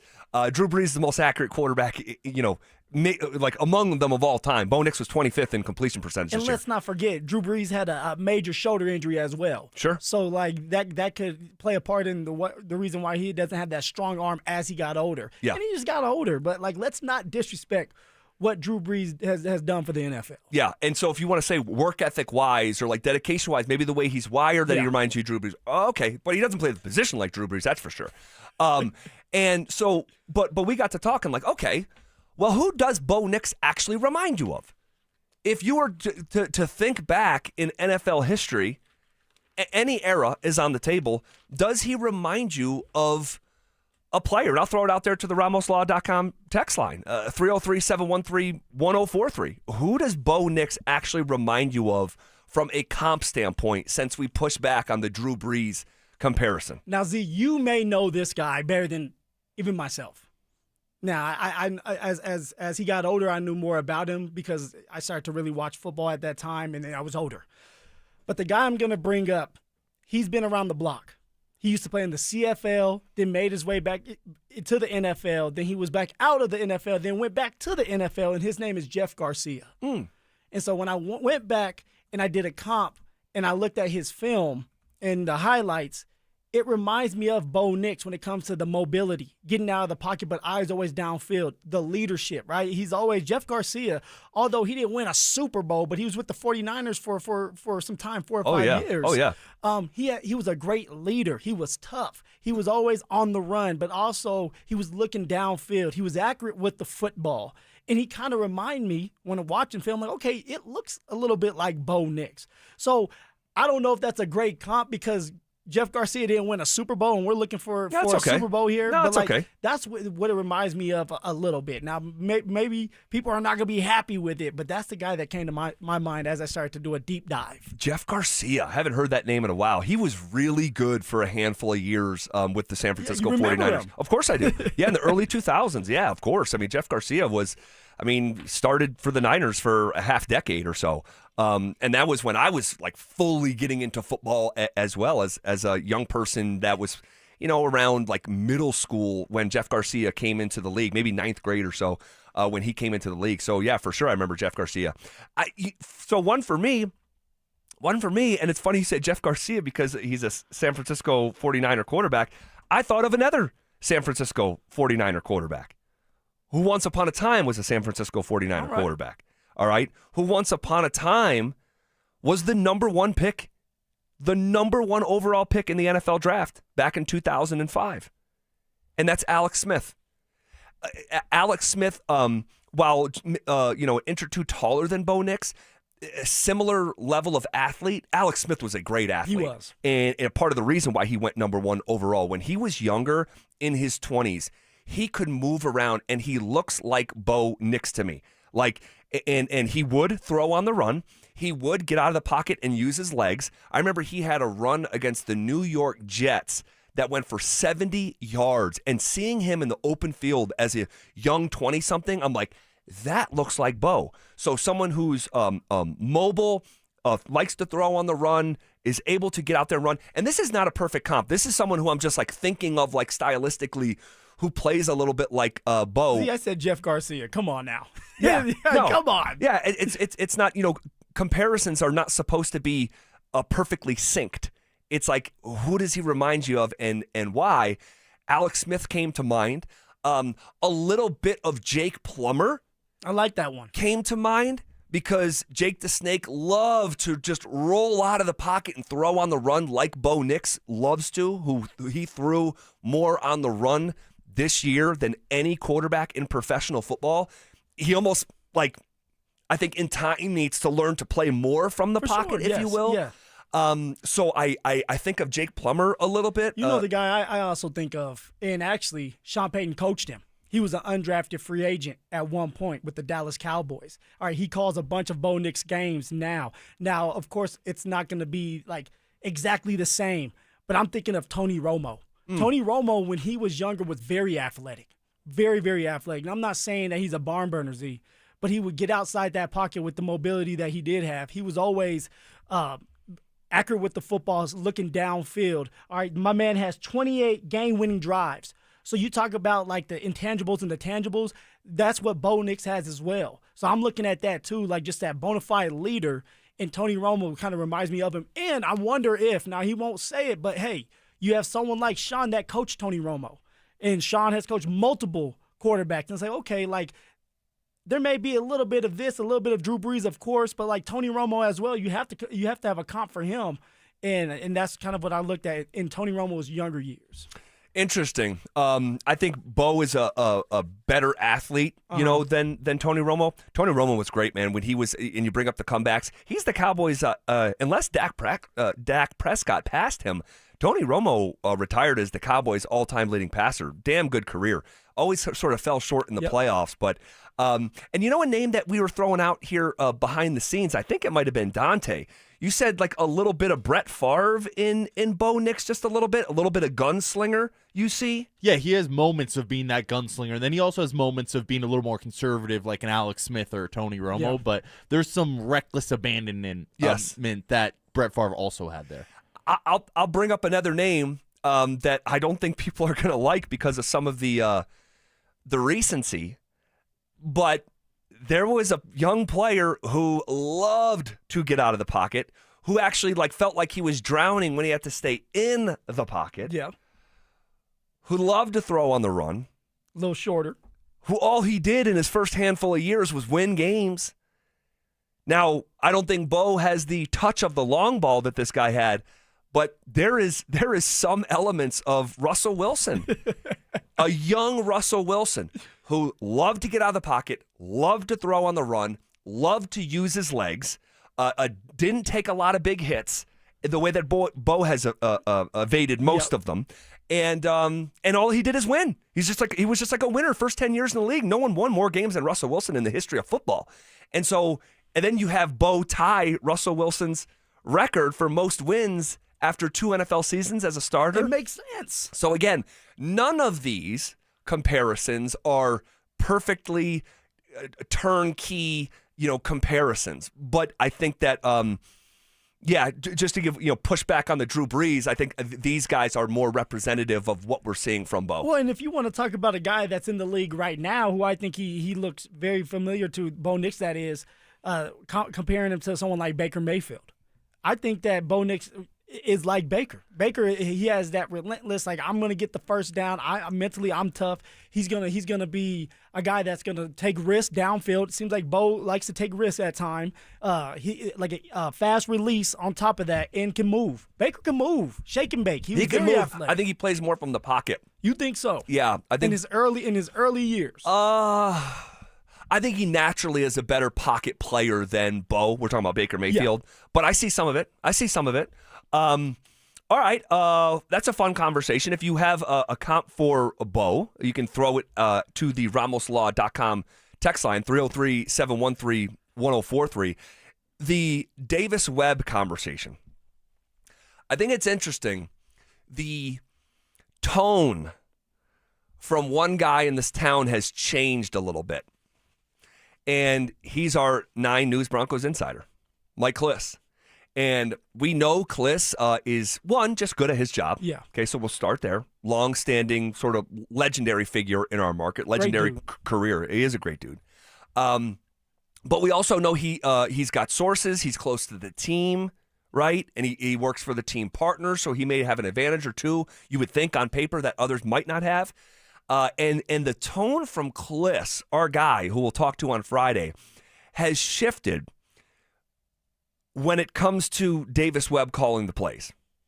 Now, I think Mike was sort of lukewarm on the topic, but he joined our morning show and said this. Well, the whole buzz at the Super Bowl is that Davis Webb is going to call plays. But until Sean Payton says so, it's hard to say that's 100% going to be the deal. Sean Payton, I think that'll be the first question he gets at the Combine coming up in a couple weeks. I think Davis Webb will be the play caller, call all the plays. I mean, Sean Payton's going to work with him during the week. I'm sure Sean Payton's going to be on the sideline making suggestions. My guess is Davis Webb's going to start off calling plays, and we'll see how much rope he gets. So Mike's saying, hey, I was just at the Super Bowl, talked to a bunch of people. Yeah. That's the buzz. That Davis Webb is calling the plays. And then he eventually said he'll call 100% of the plays, which is kind of the side that you have been on here this last 2 weeks. And when I hear the shift in tone, and Mike's not reporting that definitively, okay? Nobody knows. No one knows. Sean. Other than Sean, and maybe Davis, and a handful of people in that facility. But I think it's interesting, the shift in tone, and I think that it's revealing, and I think that this is the way that we're trending. And it was just a handful of days ago when we both thought Davis Webb was going to be calling some level of plays. We were in the minority. I think that may flip here in the next week to being the majority, if that's not the way that it already is right now. See, I'm just interested in knowing or seeing what Sean Payton's going to say up there at the podium.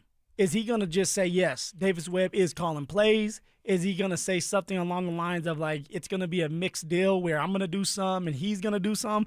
That's going to be interesting to see what he says, because it's going to tell us everything. Or maybe it tells us nothing. Maybe Sean says that's something that's in-house. We're not willing to talk about it right now. Oh, man. You can see him saying that. I could. You can see him saying that. But for Davis Webb, and we've been talking about it till we were blue in the face. Why sign here if you're not going to be calling plays? When you had an opportunity, a couple other places, to call plays, you were up maybe for being the head coach of the Las Vegas Raiders. You pull out of it. Not because you weren't going to get the job. Now, maybe you weren't going to get it. But you pull out and sign back with the Denver Broncos as the OC because you were promised something. I don't know if it's all play calling duties, but something was said at that table. Definitely. With George, with Sean, and with Greg Penner, and, of course, Davis Webb, to say, hey, look, this is why you need to stay here. We're going to give you more opportunities here. You can help us out. You know these players. You know Bo Nix. And maybe you can help us unlock Marvin Mims' game. And, Evan Ingram, your former teammate. Maybe you can help us with that as well. Right? You have this creative mind. Let's see it at work. Let's see what you can do with it. And so Sean needs to take a seat, take that step back, and let Davis Webb call these damn plays. Yeah, we're trending in this direction here. Whether Sean says it or not, there's some people who are just not going to, I'm seeing on the RamosLaw.com text line, Payton is never going to do that. Well, we'll see. We'll see. Okay? I believe it's going to be some sort of hybrid, and maybe it evolves into 100%. You believe it's going to be 100%. But Davis Webb did not just come back here for an elevated title and a pay bump. No. I do not believe that. So we'll see if Sean ever actually confirms that to us, because to a certain degree, that there's going to be a level of humility that it's going to take, and so we'll see if he actually says it. But regardless, it's going to play out the way it's going to play out, and so it could be a new era of Denver Bronco football. Offensively, yeah, we'll see. Okay, we know the Broncos aren't highly regarded in next year's Super Bowl odds, but wait until you hear where they're forecasted in the division. That's next. Do the Denver Broncos need to take a sledgehammer to one of their position groups on offense? I'm ready to, other than RJ Harvey, completely redo, take full demo to the running back room, save RJ. You got to go get free agent running back, draft a running back, remake that room. Denver Sports 104.3. The Fan. Hey, what's up, guys? Zach here on behalf of my guys at the Rocky Mountain Men's Clinic, talking to you men out there about a phrase that may make you uncomfortable. That's erectile dysfunction. But what's more uncomfortable than hearing the phrase ED is actually living with ED. And guys, here's the kicker. At this point, ED is almost a choice. And follow me on this. Guys, it's a medical condition. And like most medical conditions, it's treatable. And I'm talking about treatments with success rates well over 90%. All right? They've served the Front Range of Colorado for nearly a decade. They're not new. They've successfully treated tens of thousands of men just like you. So I hate to break it to you, you're not that special. ED is actually pretty common. So schedule a consult with Rocky Mountain Men's Clinic today. The initial visit is only $99. That includes a medical consult with a Colorado licensed medical provider, a T and PSA test, and if medically advised, a test dose. If the test dose doesn't work in the office, your visit's free. They have an expert staff, 5 locations in Colorado to serve you. So stop living with ED. Call Rocky Mountain Men's Clinic at 720-440-7900 or visit them online at RockyMountainMen'sClinic.com. If society collapsed tomorrow, how long would your family last? If you run out of food, probably not very long. That's why over 3 million American families trust My Patriot Supply for preparedness.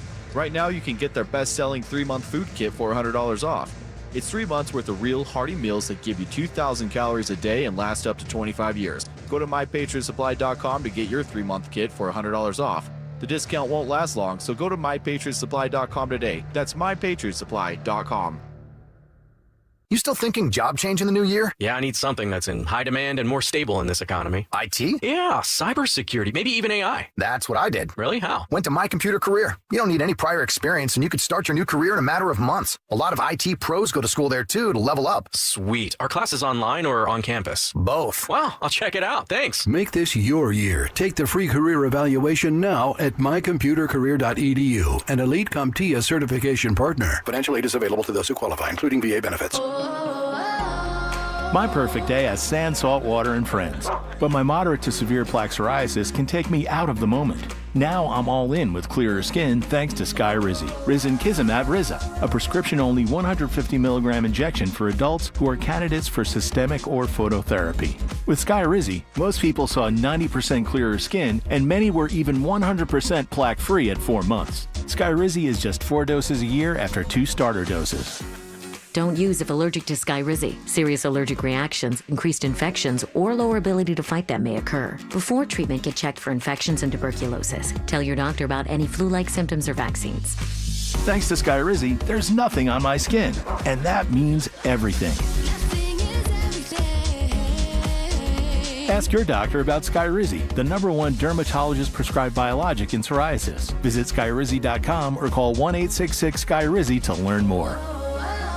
Hey guys, boy Steve here today about my long-term buddy Troy Hansford. And if you're thinking about selling your house for any reason, now might be the time to sell, still get top dollar. Believe it or not, my guy Troy is still offering his $5,000 guarantee. What is it, you ask? Well, if he can't sell your house at your price on your timeline that you agree upon beforehand, bam, going to cut you a check for $5,000. Who else makes the offer? Nobody I've ever heard of. And he makes that offer because he continues to spend a ton of money marketing his listings, has about 100 families approved and ready to buy right now. And if for any reason you need to sell right away, Troy can buy your house, all cash, and he can close in as little as 7 days. You have a house to sell, Troy probably has that perfect buyer for you right now, waiting for you to pick up the phone and to call him. Call Troy, get your home sold for the most money. That's 720-900-4433, 720-900-4433. Troy Hansford of RE/MAX Professionals, a Colorado licensed broker. Some restrictions do apply. Want to sell your house? Then call my buddy Troy, 720-900-4433.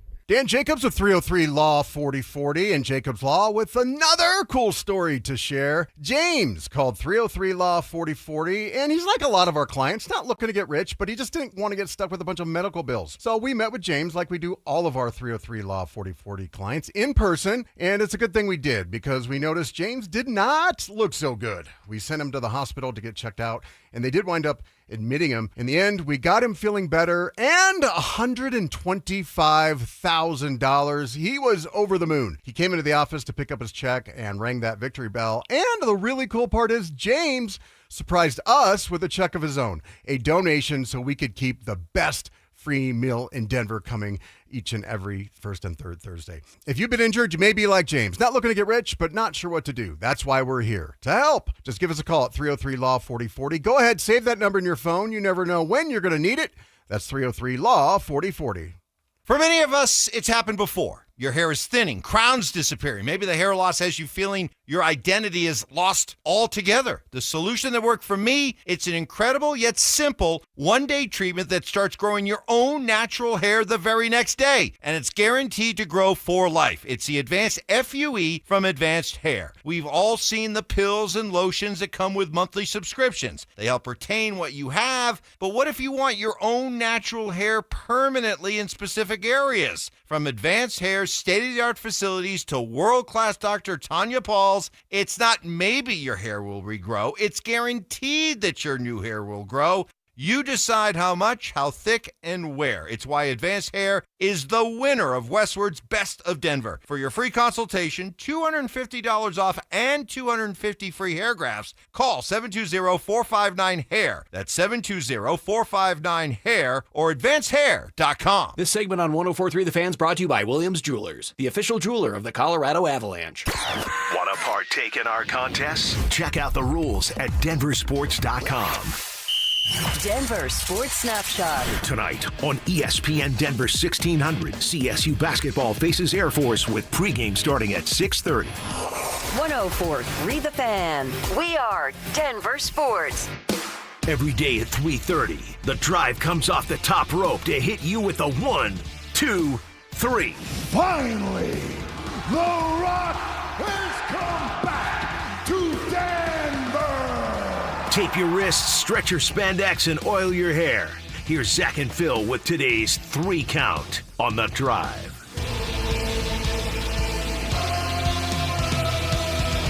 All right, let's come off the top rope with it!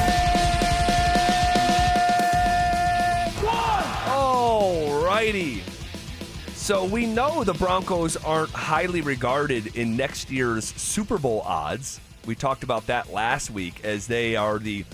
This is nuts, man. They were in the Final Four of the NFL playoffs. They're the 12th most likely team to win the Super Bowl by the odds. No respect, man.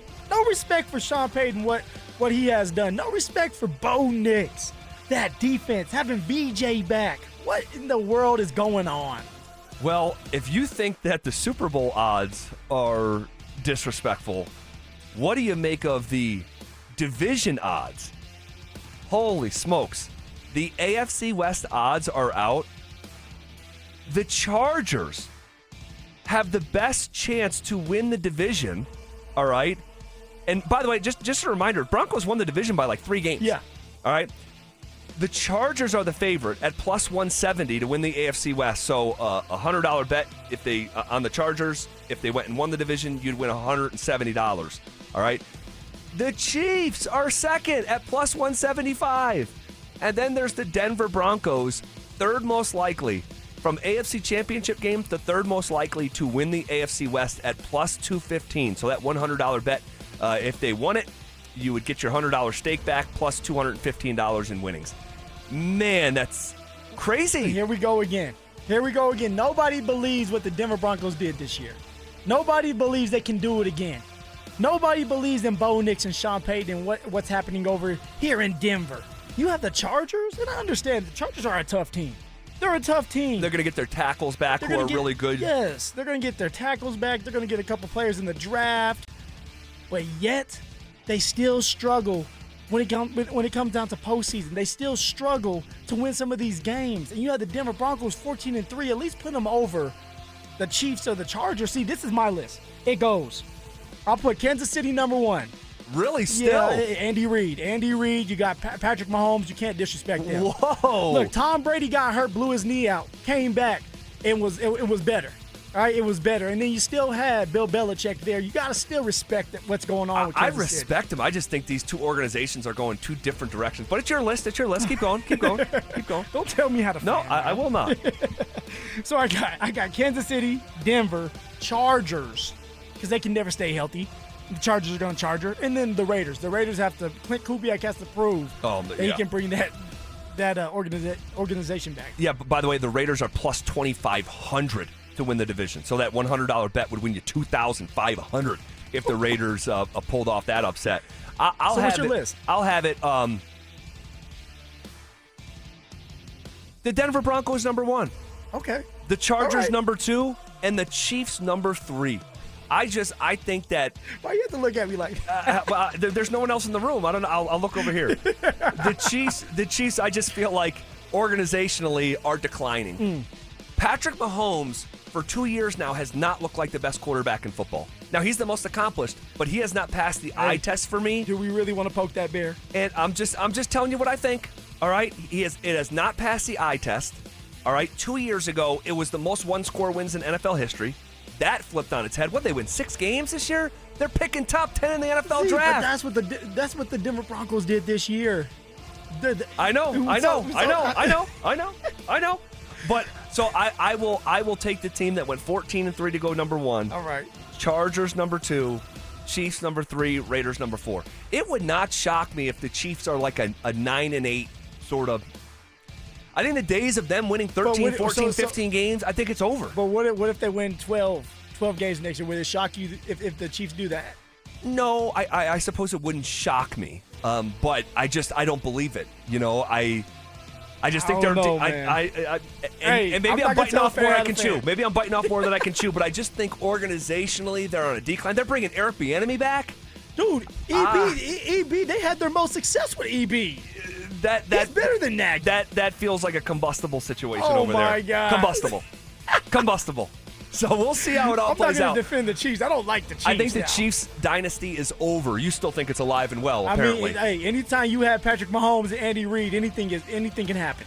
All right, we'll see. Anything can happen. Maybe I'm nuts. I just think they're a declining franchise. We'll see how it all plays out. For Cocoa Puffs, huh? Well, we'll see. They're going to kick the games off, right? They're going to play the game, so we'll see how it all plays out. 1, 2.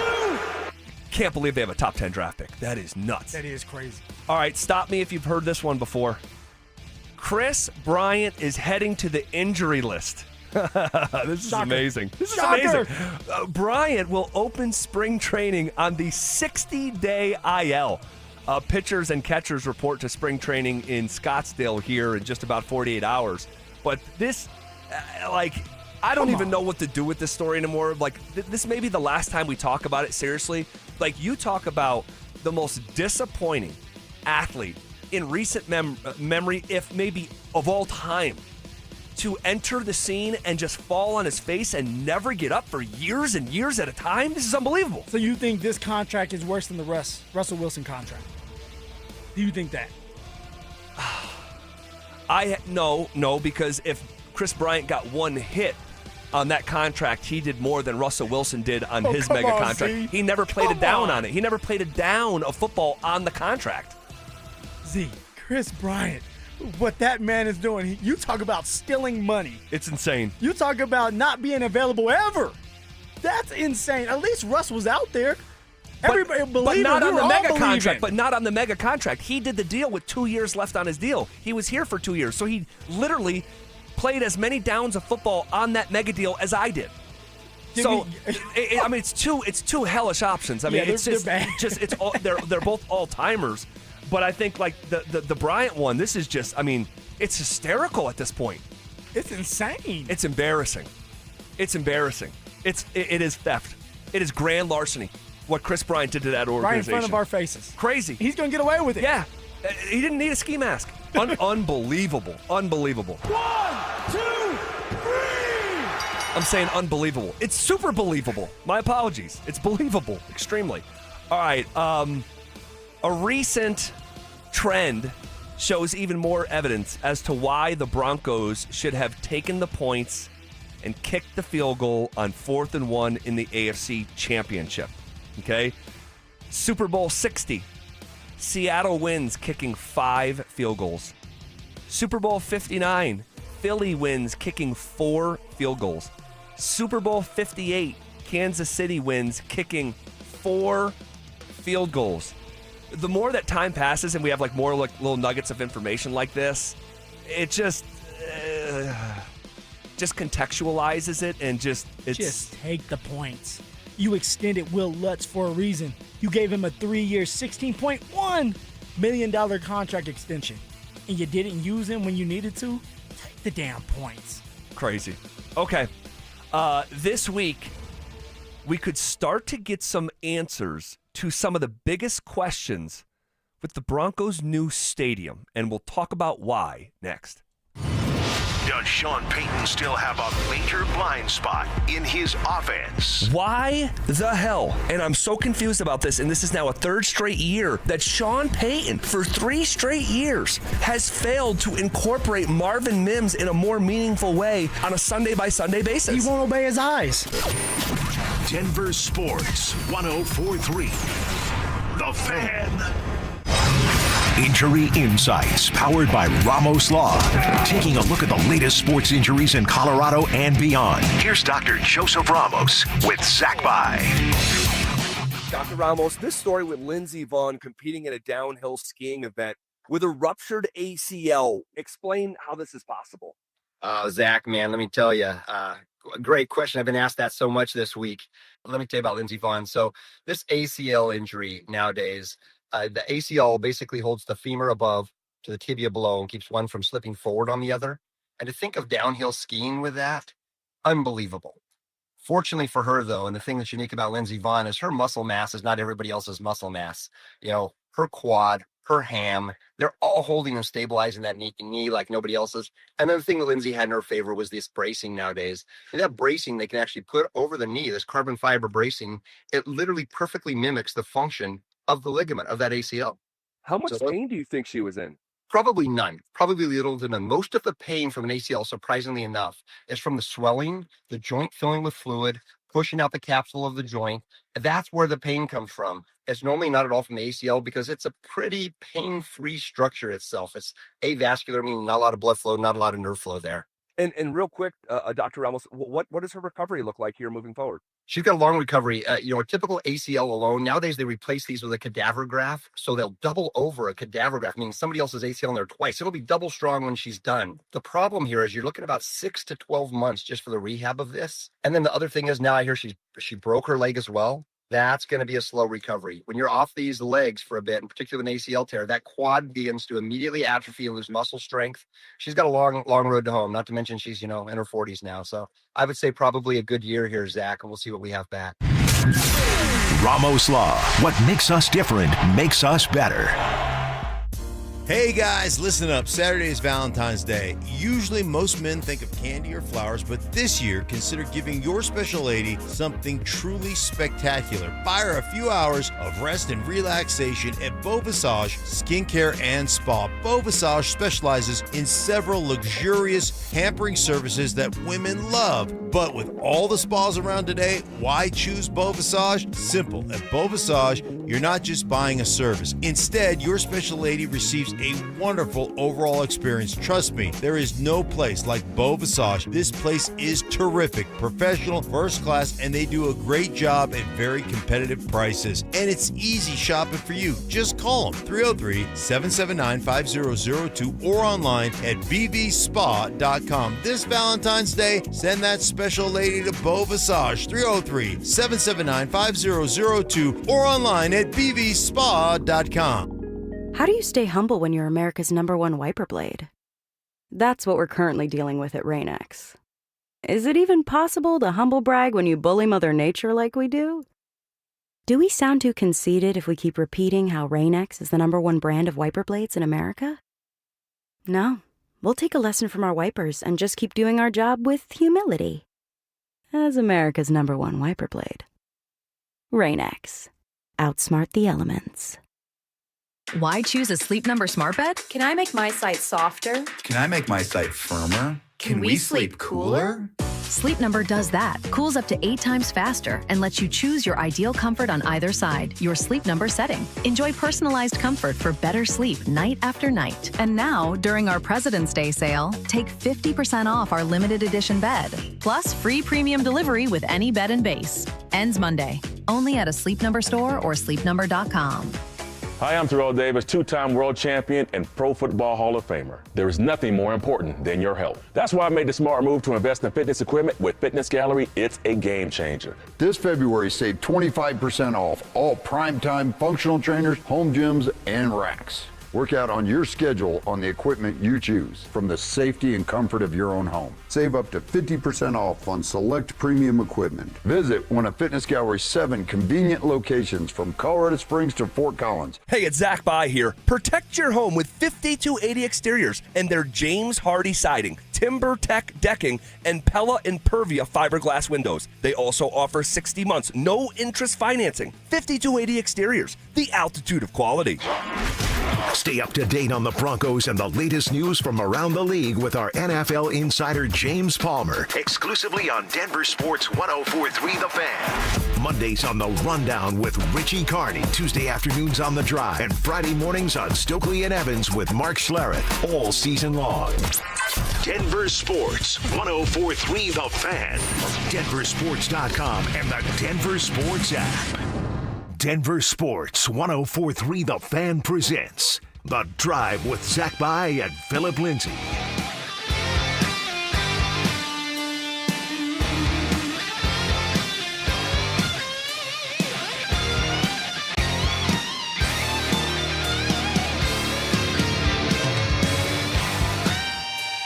All right, this week we could start to get some answers to some of the biggest questions pertaining to the Broncos' new stadium. We'll talk about why here in just a second. First, calling all wrestling fans, we have your chance to go to Las Vegas for the biggest pro wrestling event in the world. Yes, it's the granddaddy of them all.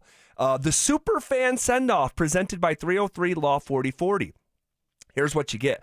A pair of 2-night tickets to the event, round-trip airfare for 2 from Denver to Las Vegas, 2 nights hotel stay, plus a $500 Visa gift card. For more info and to enter, head to denversports.com/superfan, and that's the bottom line, because Stone Cold said so. Okay, the Broncos, Mr. Phillip Lindsay. The Broncos are going to host a community information meeting on Thursday, and it's going to be 2.5 hours long, from 5 to 7:30 p.m., at La Alma Recreation Center to share preliminary concepts for the proposed new stadium and mixed-use community at Burnham Yard. All right, this is a press release from the Broncos themselves. The meeting, which is part of the city and county of Denver's large development review process, will allow residents and key stakeholders to learn more about the Broncos' plans for the development. Attendees will also have the opportunity to ask questions, participate in live polling, and provide direct feedback to the team.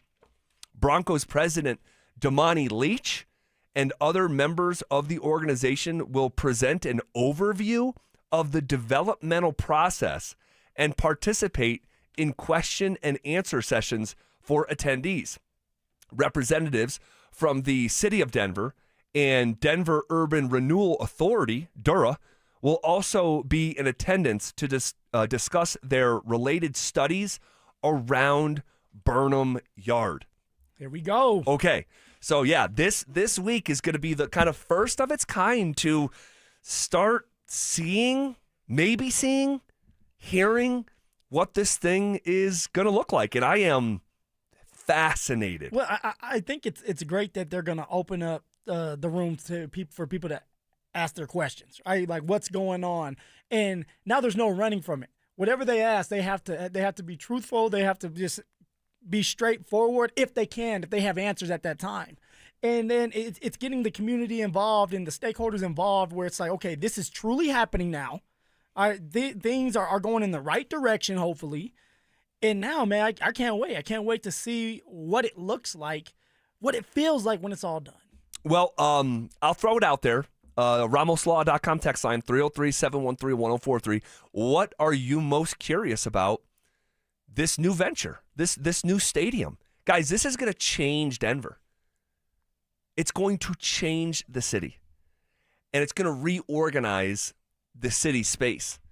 And what's going to happen with the current Mile High? What is it actually going to look like at Burnham Yard? Which I still don't believe has been announced as the official site. What was announced was it was the preferred site. Now, obviously, if they're doing something like this and they're this far down the road, they have to be that far down the road, right? To be hosting this event on Thursday night. But another one is like, how many seats is this going to hold? Great question. You know, like, is it 80,000? Because right now, the seats are what, a little over 70? Yeah, I think it's low 70s. Okay, low 70. Is it going to be 80,000 or even more? What does that look like? That's a big question for me. So I would venture to say that there will be less seats in the new stadium than the old one. Ooh. That is just the wave of these newer stadiums.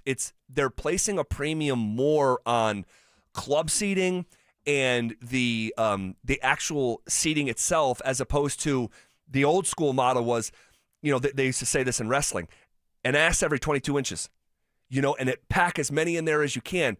Now, I think the new mold of stadium is more the game day experience, less people, more premium seating, club seating, and so we'll see. But that's still a good question. But if that's the case, and like my guessing is it would be the case, aren't you going to lose money when you want to bring different things here? Like, I'm just spitballing, like the WWE. What if there's more than 65,000 people that want to attend this, and now you can't do it? Now you're losing money. Well, the cost of the ticket goes up and makes up for it. I didn't think about that. Dang it. You know, and also, you know, the personal seat license are going to help bridge that gap as well. And that has not been reported, but I've been telling you guys for almost a year now that this is coming. This is coming. The PSLs, the personal seat licenses, are coming to Denver. What else do you guys want to know? Anything behind the glass? You can throw it out there. I mean, obviously, like the conversation about the retractable roof. Yeah, big one. Could we get a definitive answer about that on Thursday night? Maybe. Will we see, a huge question that I have is, will we see an early rendering of what this could look like? You know, and when I say a rendering, it's like the forecast. It's like the kind of like the blueprint of like not the blueprint, but like the polished blueprint of like, hey, here's what this is going to look like when this is all said and done. Like a 3D picture, and it could be like a 3D model. It could be that, you know, it could be just, you know, 2D, you know, on a big, you know, poster board or whatever, or on a projector, on a PowerPoint presentation, something like that. Do we start to see what this thing is actually going to look like? I'm fascinated by that. Dante, you got something? Yeah, based on what you're just talking about with the rendering there, I feel like a lot of the renderings you see are very similar, whether it's the new SoFi, the Vegas one, a handful of others that all look very almost identical to each other. The Washington Commanders one that they've have drawn up looks pretty unique to itself. Do you think the Broncos follow suit with that, with a fairly unique stadium, or do you think it's going to look like a lot of the new ones that we've seen lately? I think it's going to be a one of one. Just a guess. But if you have more resources than everyone else, why would you build what they build? You know, I think it's going to be a one of one. I think it's going to be different. I think it's going to be grand. I think it's going to be decadent. And I'm just so fascinated. Like, how many bars and restaurants outside? Like, what is this actually going to look like? And, you know, I have an idea for the stadium that I'm going to share with you tomorrow that I'm really excited about. All right. And I have no idea if it's possible, but I'll bounce it off you tomorrow. But yeah. Another question I would ask is like, okay, you talk about these private funders, right? Private for a reason. Like, what does that actually look like? Who are they? Is the people, are we off the hook? Like, are we going to be okay and we're not going to have to spend any type of money? Tax money is not going towards that, or is that something that they don't know yet? I don't know. You know, and I don't know if they're going to have an answer at that point, but that's what I would ask them. Yeah. Someone on the RamosLaw.com text line says you have to have at least 70,000 seats to get the Super Bowl, so it won't be much smaller than it is. I think I don't know if that's an official rule, Right now, I'm seeing Mile High holds about 76,000. So we'll see. Man, I'm almost tempted to go to this thing. Like on my Thursday night and just go and sit there for 2.5 hours because I am legitimately fascinated. They would look at you and like, is that this guy again? Oh, my. Don't give him the mic. Don't give him the mic. He's going to ask about PSLs. All right.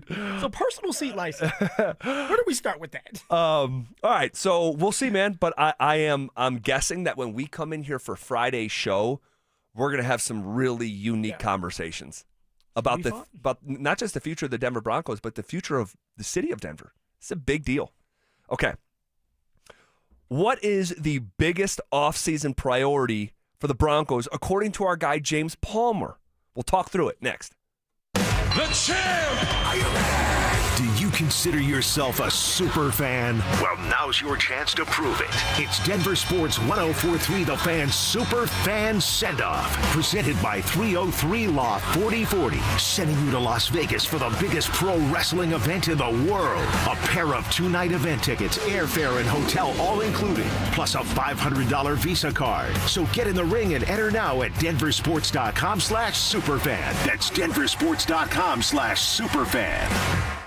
Hey guys, it's Mark Schlereth. I just made one of the best decisions of my life. I got rid of my glasses. I went to Cutarelli Vision and had refractive lens exchange, RLE. I wore glasses for distance vision, but I got to that inevitable point in life where I was always needing those reading glasses just to do about anything, and half the time I couldn't find them. Seeing menus, texting, reading my computer, or studying film, it was a struggle. But now I see the world perfectly, near and far, without any glasses, thanks to Cutarelli Vision RLE, the perfect permanent solution to spending your good active years not needing reading glasses. And here's the cherry on top. You'll never develop a cataract. Dr. Cutarelli is Colorado's most experienced with over 90,000 vision correction procedures. You can trust him to know if it's the right time for you and RLE. Schedule your free Zoom consultation at coloradorle.com. Cutarelli Vision, RLE, no readers, glasses, or contacts, or cataracts. coloradorle.com.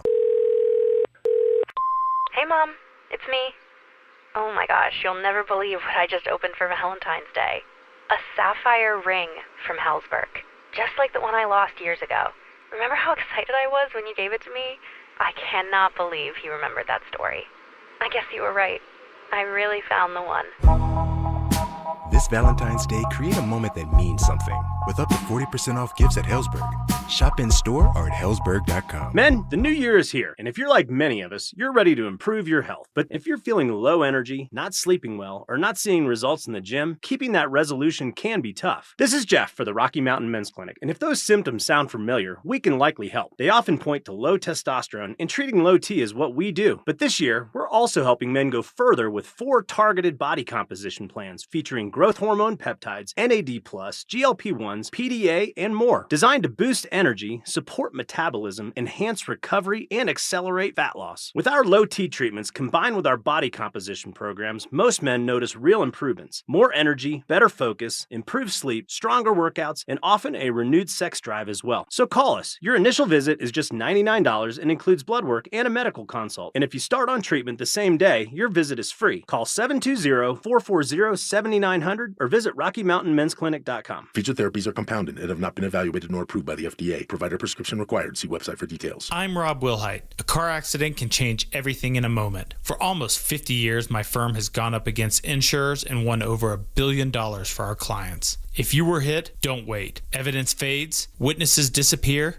and the insurance companies know that. We move fast, you should too. Call 303-GOOD-LAW or go to willheitwins.com. That's 303-GOOD-LAW or willheitwins.com. We're here for Coloradans when it matters most. The Wilhite Law Firm, Colorado Strong. willheitwins.com. 2026 is shaping up to be an amazing year to buy a home in Colorado. If you've been dreaming about getting into your first place, upgrading for more space, or downsizing for a simpler lifestyle, now is a smart time to start planning. And the first step is easy. get pre-approved. With American Financing, you can get it done in 24 hours or less, so you'll know exactly what you can afford before you start shopping. Rates have been dropping, home prices are steady, and more homes are hitting the market. You could score the right home at the right price and lock in a monthly payment that fits your budget without stretching yourself thin. And unlike renting, every payment you make goes toward your future, not your landlord's. And here's a misconception we'd love to bust. You do not need 20% down. Many buyers purchase with as little as 3% down. So if home ownership is on your 2026 goals list, let's make it happen. Call American Financing, Colorado's home for home loans at 303-695-7000. That's 303-695-7000, or visit them online at americanfinancing.net. NMLS 182334, NMLSconsumeraccess.org. Denver counts on Fix-It 24/7 for heating and plumbing with legendary service. Proud partner of the Denver Broncos and proud to serve the community. Book now at fixmyhome.com. KKFN and KKFN HD1 Longmont, Denver. You're listening to Denver Sports 104.3 The Fan. Denver Sports Snapshot. Tonight on ESPN Denver 1600, CSU basketball faces Air Force with pregame starting at 6:30. 104.3 The Fan. We are Denver Sports. You're listening to The Drive with Zach By and Phillip Lindsay on Denver Sports 104.3 The Fan.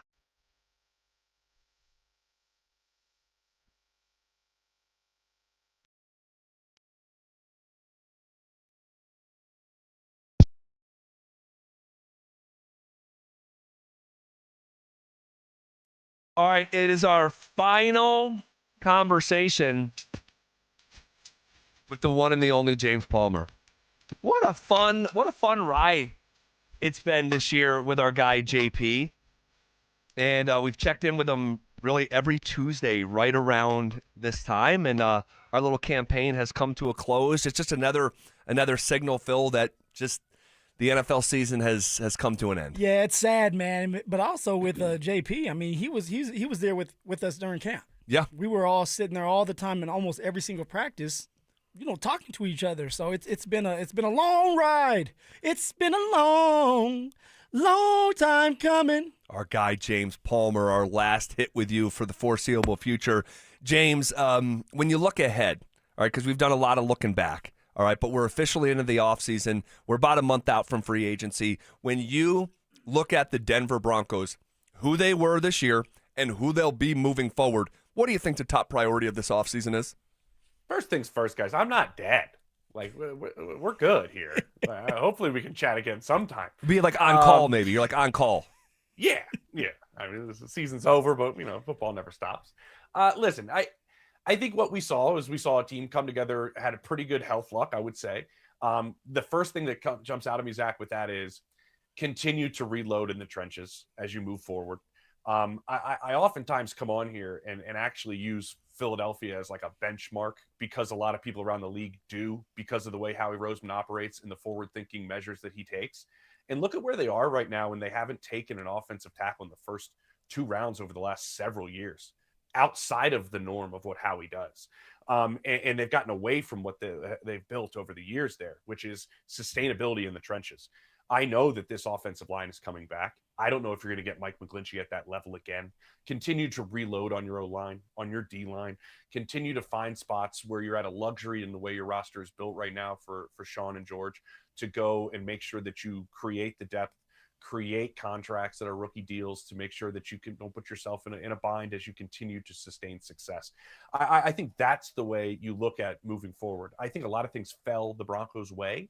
I'm not saying they didn't win these games. They certainly did. I think the Patriots had a similar season in that metric as well. But I think it allows you to grow it as an organization, allows you to utilize what Bo Nix did in the fourth quarter, allow him to get into year 3 where a lot of people in that building think he's going to take another step. All right, what do you need to do for your entire organization take another step? I think what they do strategically, which is what they've been over the next couple of months, the last couple of years they've been that way. I'm excited to see what they decide to do. James, now you have Sean Payton, who hasn't been vocal since his last day of doing media. We have Davis Webb, who we don't know if he's truly going to be the offensive coordinator this year. We went back and forth on this with you earlier. But after you going to the Super Bowl and you talking to more people, do you believe that Davis Webb is going to be calling plays the year coming up?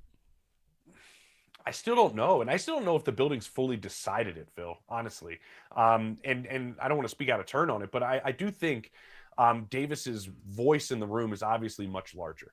I think that's already a bonus. This is already a step in the right direction, I think, in terms of utilizing a really, really valuable offensive mind. And obviously the Broncos feel that way because they gave him the promotion and have been with him and they know it. And if you talk to anybody there, they'll say it. But the rest of the league knew it as well, right? The rest of the league was going after this guy. And so I think already the step into the OC spot, Phil, is an advantage for what you want to do and how you want to grow as an offense. I'm the specific aspects of the plays being called, I still don't know. You know what I mean? I think that's going to be something that will be very hard for Sean to give up. And I know you guys have played some of that audio, by the way, on here over the last couple of weeks and stuff. And to me, I also read into it going a guy that still continue to evaluate himself as a play caller, and not maybe full on looking to pass it off. But I do think keeping Davis in the building and increasing his role, which it certainly will, is not a bad thing by any stretch. You know, I didn't get to ask you this, James, and I'm going to ask you about Bo and his health, okay? And it's a bit of a look in the rearview mirror, a bit. I mean, he's recovering right now, so I guess not too much in the rearview.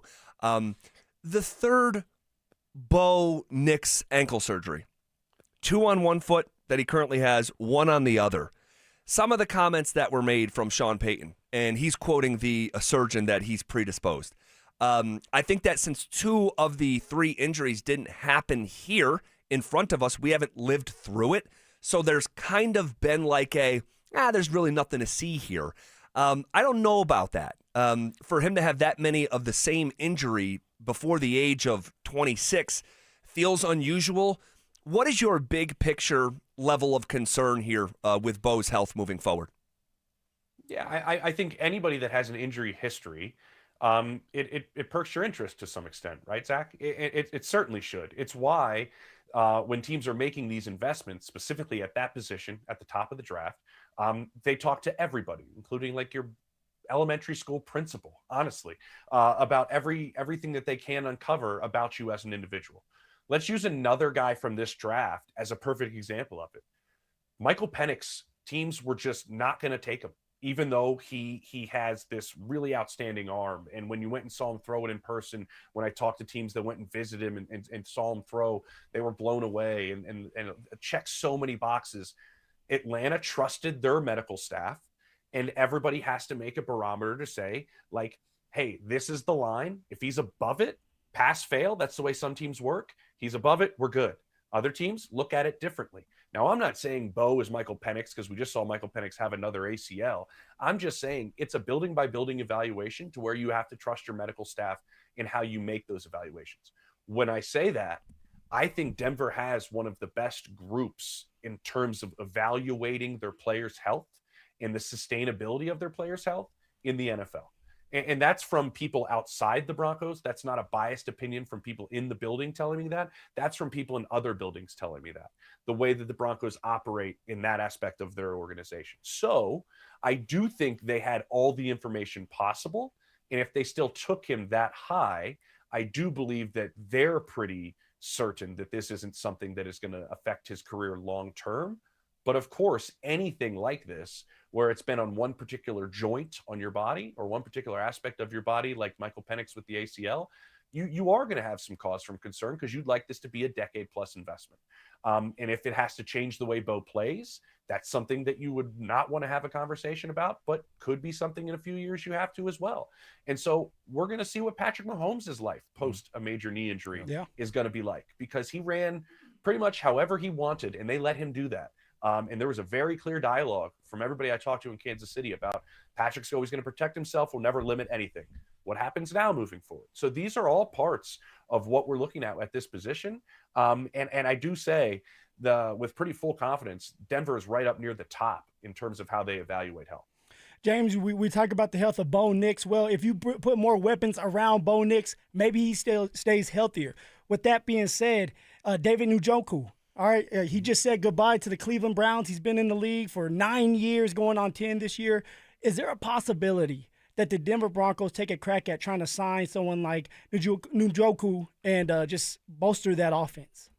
Yeah, I think they have to look at the position. I mean, because even Evan Ingram kind of admitted as well, the fit wasn't exactly the way I think a lot of people maybe envisioned it from the start. And I think you have to look at the way that position has been successful in the past with Sean. Now, there's only a few guys, honestly, and I think we've always talked about this, and maybe we've talked about it a little bit incorrectly, guys, is like, well, Sean has guys where they've been outstanding at the tight end spot. Most of them can block. There's very few guys that Sean has had in that position to have just been straight up just athletes that go out and play. I think Jimmy obviously is the one that we all think about. There's an interesting landscape for the tight end position this offseason, guys. You know, Kyle Pitts is going to be a free agent. Dallas Goedert is going to be a free agent in Philadelphia. And so there's definitely some options in terms of guys that can really, really help you specifically in the red zone, I think, with a couple of those guys. They all play it a little bit differently. But yeah, I think it's definitely a spot that you need to look at to get yourself some more firepower, because I am fascinated what they want to do around Bo, because it just has the appearance that we want to see Pat Bryant, we want to see Troy Franklin grow. And if you go and get other guys, is that going to, does that turn the page on what you've been looking to do these last 2 years? I'm not sure. But I do think a number one is something that you should consider on top of Cortland and moving forward. But at the same time, you can do that with a weapon at the tight end spot as well. James, great stuff as always. Really fun season. I mean, you think about you coming on here on Tuesdays and just the roller coaster of a season that it was, and all the one-score wins and all the comebacks. I mean, we could do this for the next 50 years. We're never going to talk about a season like this one probably ever again, like a once-in-a-generation or more season. So this was a blast, man. Appreciate you, and thanks for being here along for the ride. Invite me over anytime, guys, okay? I'd love to hang out. I got to hang out with you guys in person one time, just once this season. It was great. Yeah. But the virtual aspect of both of you for the entire year was wonderful. Yeah, it was awesome. Maybe we can do it after maybe free agency or after the draft or before the draft, something like that. We'll figure it out. But we appreciate you, man. There he goes. All right, guys. All right, take it easy. That's our guy James Palmer joining us every Tuesday throughout the NFL season. Really good stuff. And let's have a more broad conversation about that, because there is an upgrade on offense available.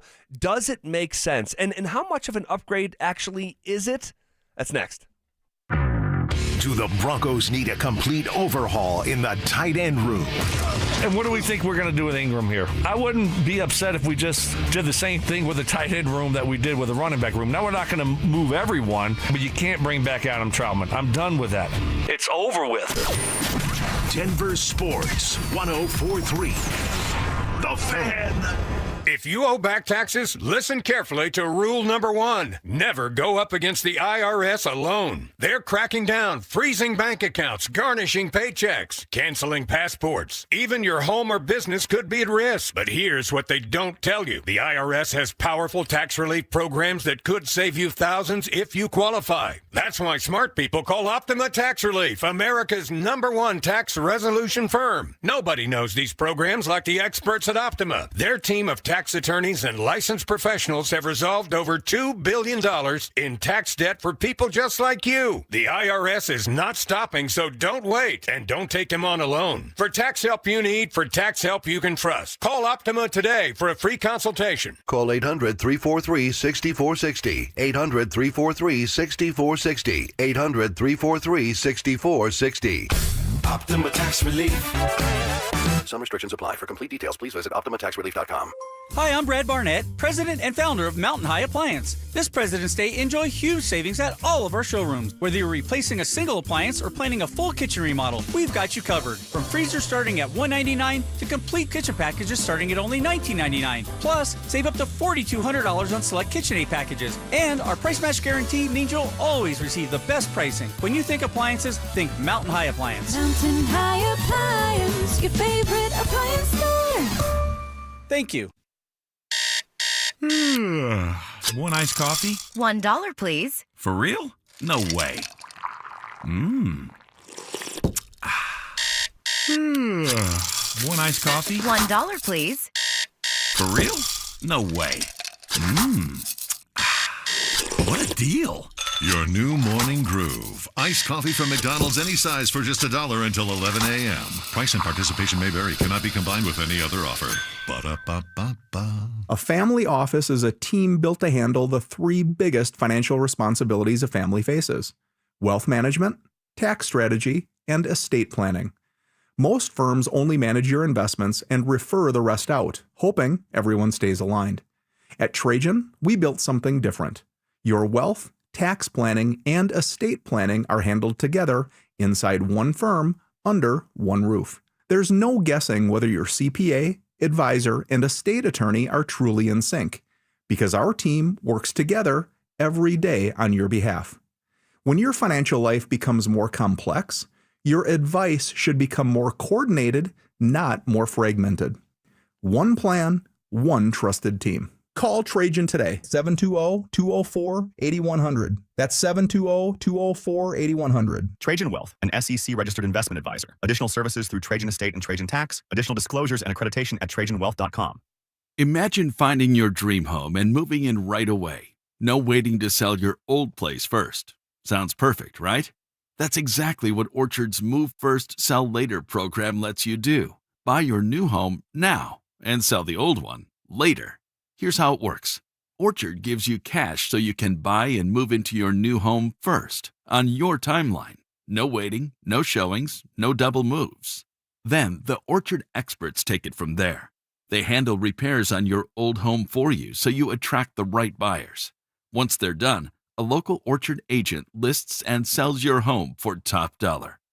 Orchard's Move First program gives you the freedom to buy and move into your new home first and sell your old home later. Buy before you sell and get top dollar for your home with Orchard. Ready to find out how much your home is worth? Visit Orchard.com to get your free home valuation.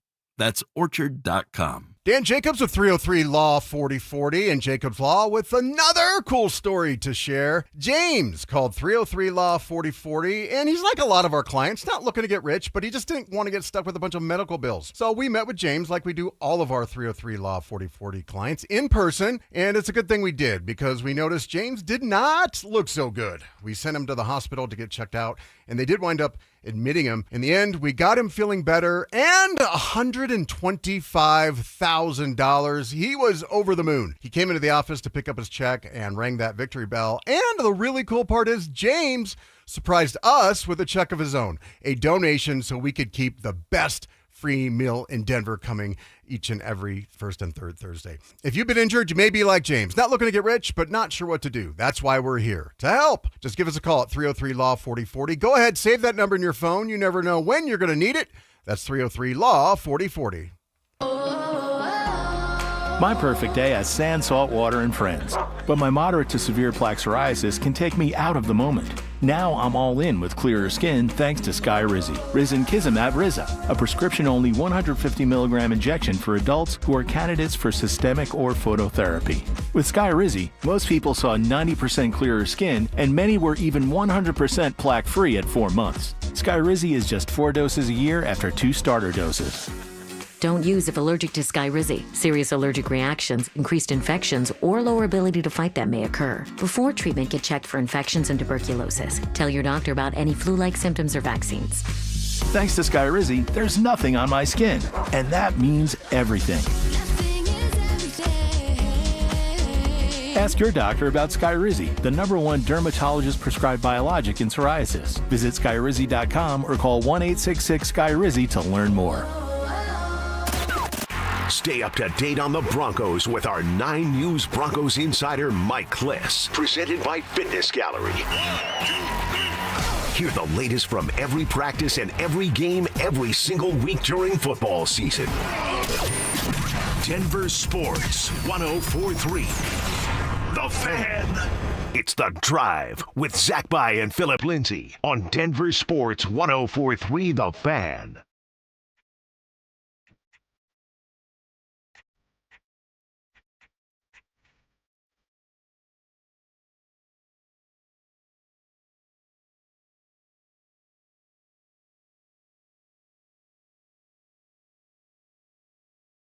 All right, you guys saw the news. Browns tight end David Njoku will be on the move as an unrestricted free agent. Said goodbye to the Browns fans yesterday on social media, and a natural sort of just connection as we're looking to upgrade the Denver Broncos offense. And the Evan Ingram experience fell flat this year. And I know there's been conversation of, does Njoku make any sense here in Denver, Colorado? You know what, Z? I went back and forth on this, and the answer to me is no. All right, one, you have a tight end in the building that you have not even unlocked yet.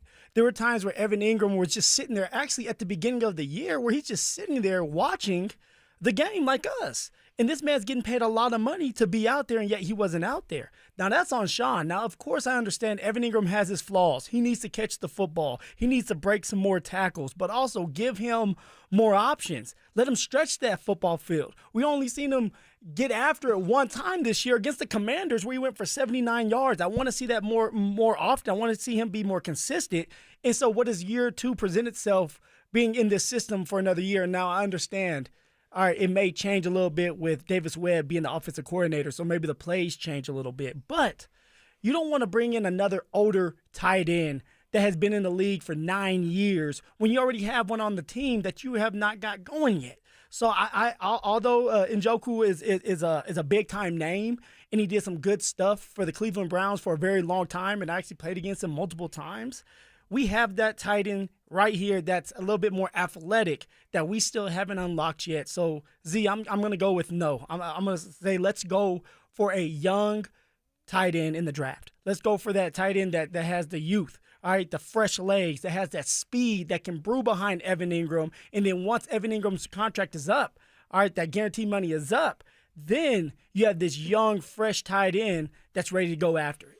Yeah, a full cosign. You said it, you went back and forth on it. Phil, this didn't take me much time to think about. That's interesting, though. And I understand why we're talking about it, because it deserves to be mentioned. It deserves to be discussed. But at the end of the day, Phil, this is a 29-year-old tight end who is going into his age 30 season. He'll turn 30 in training camp. Yeah. He has never fully tapped into his potential. When he was coming out of Miami in 2017, I remember discussing this player right here behind this microphone, and he was a first-round pick who has never got to a 900-yard season and is now missing more time than he has in the past. Played 12 games this past year, missed 5. Last year he missed 6, and he's just once in a while, and he did it earlier in the season when he jumped over someone. Yep. It was an international game, I think, because I remember watching it a Sunday morning, and he jumped over someone. It's like, whoa, you see the flash of talent. But on a down-to-down basis, this is not a productive player. And I shouldn't say not a productive. He is just mostly like unrealized talent. And I know he wasn't in a great situation there in Cleveland from a quarterback standpoint, but you're talking about a player who this year in 12 football games had 11 total first downs. I mean, it's just, it does almost nothing for me. I appreciate the conversation, but it just, and you bring up Evan Ingram. I knew this a person years ago who would start a book and then they'd be starting another book before they finish that one. Yeah. And it's like, dude, sounds like me. You're now you're reading 3 different books. Like, just finish one, and you have a quote unquote book that you've already started reading, right, in Evan Ingram, that you haven't been able to finish. You haven't been able to unlock, to use your term there. And so let's try putting our chips in on that. This was an incredible investment in Ingram. 2 years, $23 million. The projected value, according to Spot Rack, his market value for Njoku is 2 years, $20 million. It's like, this is the same deal from a very similar player. And how much is going to be guaranteed for him? Right? He's going to probably want 15, maybe 16 or 17 of that guaranteed. Like, is it worth it? No. You have a couple players in-house that you have to, like I said earlier, unlock. Marvin Mims being one of them. All right, Evan Ingram being another. We know that we need these guys to step up if we're going to have success. Or maybe you do go out there and get a tight end, because we're talking to James Palmer, and it seems like James Palmer, now I don't want to put words in his mouth, but he's saying that there's some other tight ends out there like Kyle Pitts that maybe Denver goes after. So maybe something happens where Denver's like, hey, Ev, it didn't work out here. You're not the right fit. You're not the Joker, and we're going to cut ties with you. I don't know if that's going to happen because of the guaranteed money Evan Ingram has, but it's something that we need to be aware of that could happen if the Denver Broncos aren't happy with Evan Ingram. Well, Mike Kliss went on with the fellas in the morning and said this about Ingram. Evan Ingram, it's a tough one. He's got $5 million guaranteed on an $11.5 million payout. and it just didn't seem like he fit. And last year, even though they had Evan Ingram, they tried to get a tight end in the draft. They were kind of set up to take one in the second round if some of the guys they liked tight end wise fell in the second round. A bunch of them were taken right before their pick, including Ferguson. So I think there's a chance. There's two things. I can see where they bring Ingram back on a pay cut, try to work that out to maybe $8 million, say, or they let him go, because unless Davis Webb likes him a lot more than Sean Payton, it didn't seem like he fit in Sean Payton's offense as they thought. No, it didn't seem like he fit, but also he had, a dust up with Sean that it seemed like a little bit more than game day frustration, where he was talking about body language and this and that. And then after the season, Ingram took little to no responsibility for his lack of production, kind of said, it was out of my control. Well, it's like, well, you did drop 1 out of 7.5 passes. Yeah, there's a little bit of you in there, right? Like you have to look at yourself first, and then you can play that pity party game and say, it wasn't in my control. But it's both sides not doing their part. We thought we were getting a joker, and the laughs on us. Now, I will say this. And Mike Kliss brings it up with Davis Webb. If Davis Webb is the guy calling the plays, and I believe he's the one going to be calling 100% of the plays, we also have to remember that Davis Webb was teammates with Evan Ingram with the Giants. All right, so he knows a little bit about Evan Ingram. He has thrown balls and maybe even a couple touchdowns to Evan Ingram. So maybe that was one of the pitches for Davis Webb saying, hey, look, I can unlock Evan Ingram. I know what I can do with Marvin Mims. I can get him more involved. Let me get that opportunity to show you. And it's also interesting to hear Kliss say, hey, they wanted to draft a tight end in the second round. Yeah.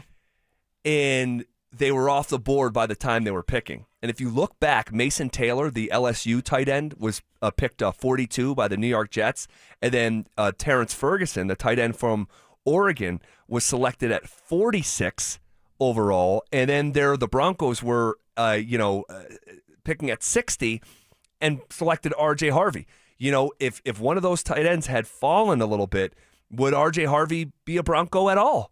We don't know.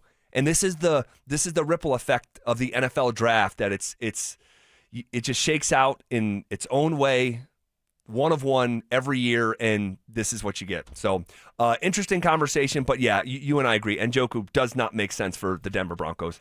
Okay, the Nuggets lost for the 4th time in 5 games. Nothing to see here or a potential issue.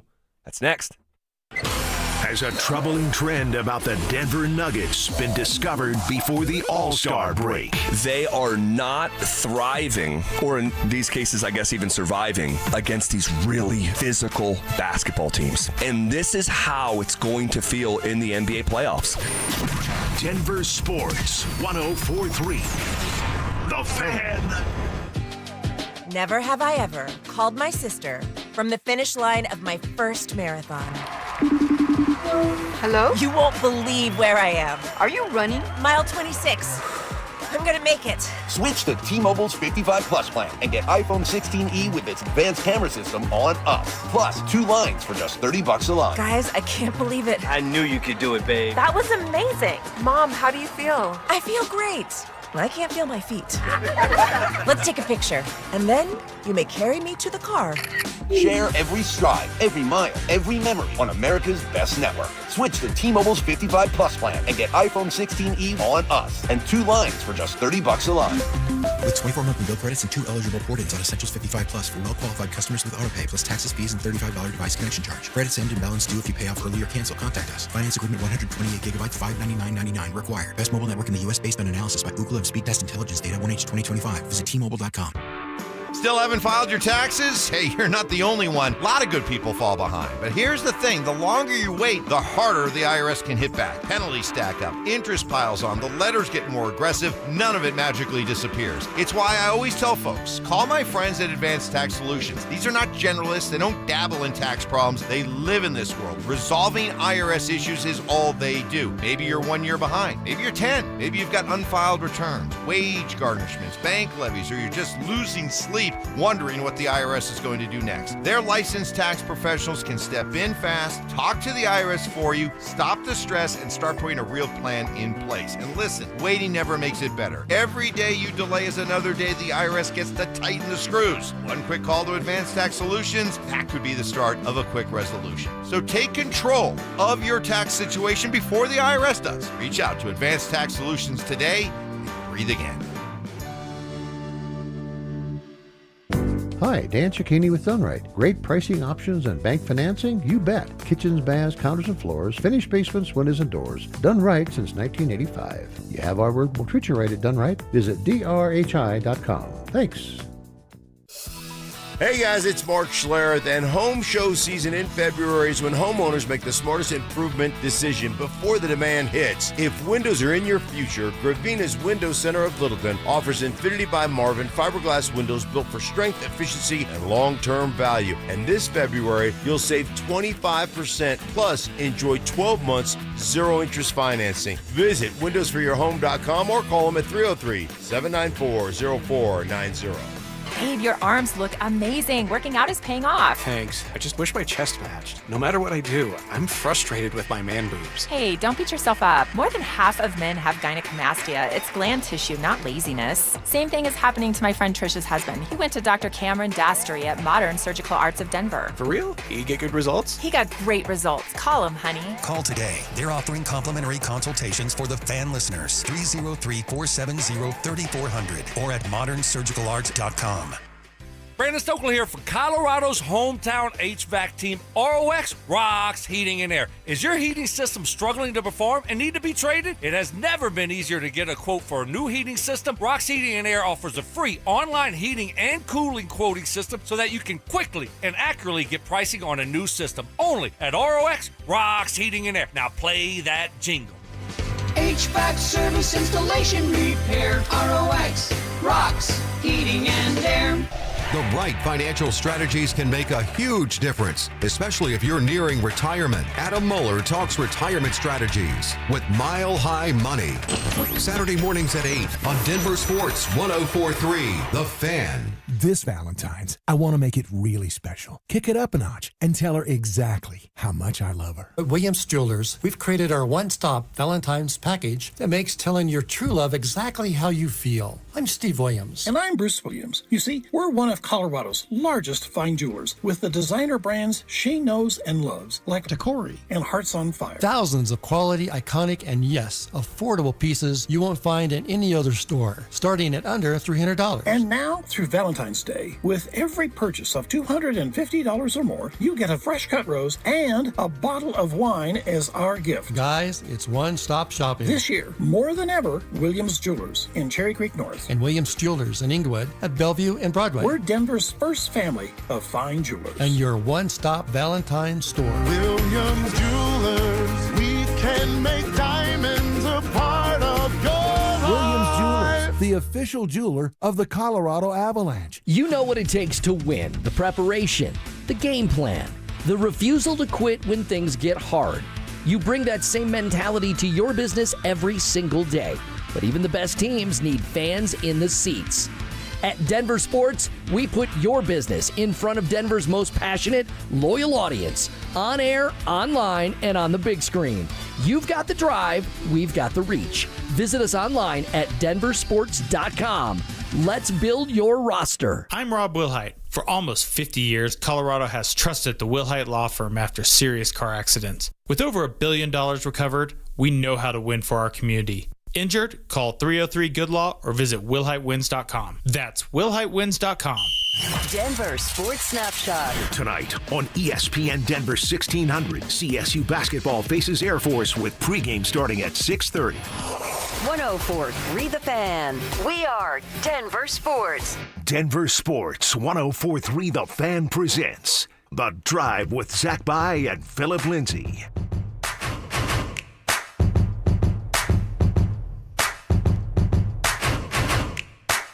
So the Denver Nuggets lost for the fourth time in 5 games. Nothing to see here or a potential issue. Man, you pulling the fire alarm yet? No, I'm not. But I'm also not going to ignore some of the big picture themes that I've been watching this year. I like it. Let's just be real with everybody. All right, like we're not sitting here saying the Nuggets can't do it. The Nuggets can't win a championship. What we're saying is they're struggling. They are. And it's okay to say that. I mean, losing 4 of 5 and that period of time syncs up with Jokic coming back into the fold is a little bit weird, and that one last night, man, that was frustrating. Not all these losses are created equal, right? And that one last night was frustrating. You lose 119-117 at home. Guys, I mean, we have enough sample size right now, and I know about the injuries. I got it, okay? But this is a bad home basketball team. I don't know what else to say. 25 games at home, they're 14-11. That is crazy. In a place in Denver that has a built-in historical advantage more than any other place, or at least, maybe Utah, you could throw them in there, but like the altitude.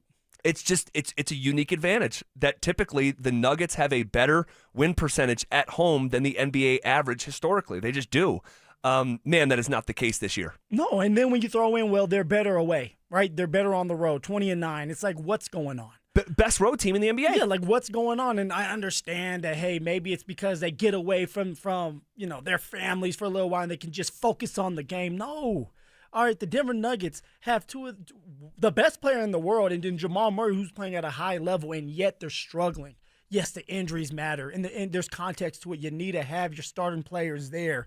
But when they are available, they're still not getting the wins that they should be. All right, and it's going to get tougher. It's not like the Nuggets are going to start playing bad teams. That has already happened. Correct. It's going to get tougher as the days go on. Correct. And can the Denver Nuggets find ways to win these games, especially at home? Yeah, the strength of schedule kicks up a bit. And you wouldn't trade it for the way that it happened because this team was able to go, 10-6 without Nikola Jokic in the month of January. So, you don't apologize for that weaker schedule at that specific pocket of the season.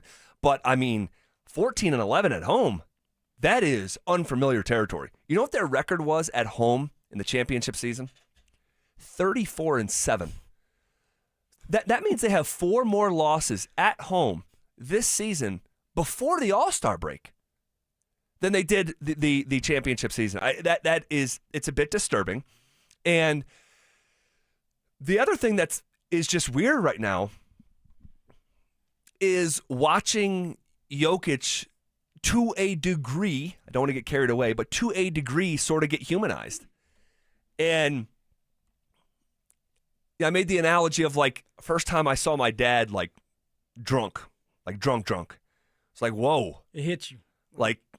Wow, he can't stand up straight, and it sort of takes that sort of almost maybe hero tag off of him, you know what I mean? And whether that's maybe you have your own version of that in your life, right? And watching Jokic just have 7 turnovers in a game you lost by 1 possession. Those were meaningful turnovers. And some of them, I'm like, I have no idea what he's thinking there. And he was getting frustrated with himself, hands on the head, squeezing his head last night. So look, he is still a human. I know we refer to him, I call him a Denver sports king, and some say a basketball god, but he is actually still a human being who missed the most time he's ever missed in his career. Well, do you think a lot of it has to come down to chemistry, though? Not having the starting 5 together, and then he comes back in the mix when the team has been doing really, really good. And we talked about it. Hey, this team, when Jokic got hurt, this team is going to have to find their identity without Jokic. Now Jokic has been implemented back in the mix, and they're struggling more. They don't look the same. Is that just the chemistry that's not built over time because you're changing players, I feel like, every other week? Yeah, I think that's part of it, but I think more of it is just Jokic not being in a rhythm. You see the way he missed 3 after 3 after 3 the other night.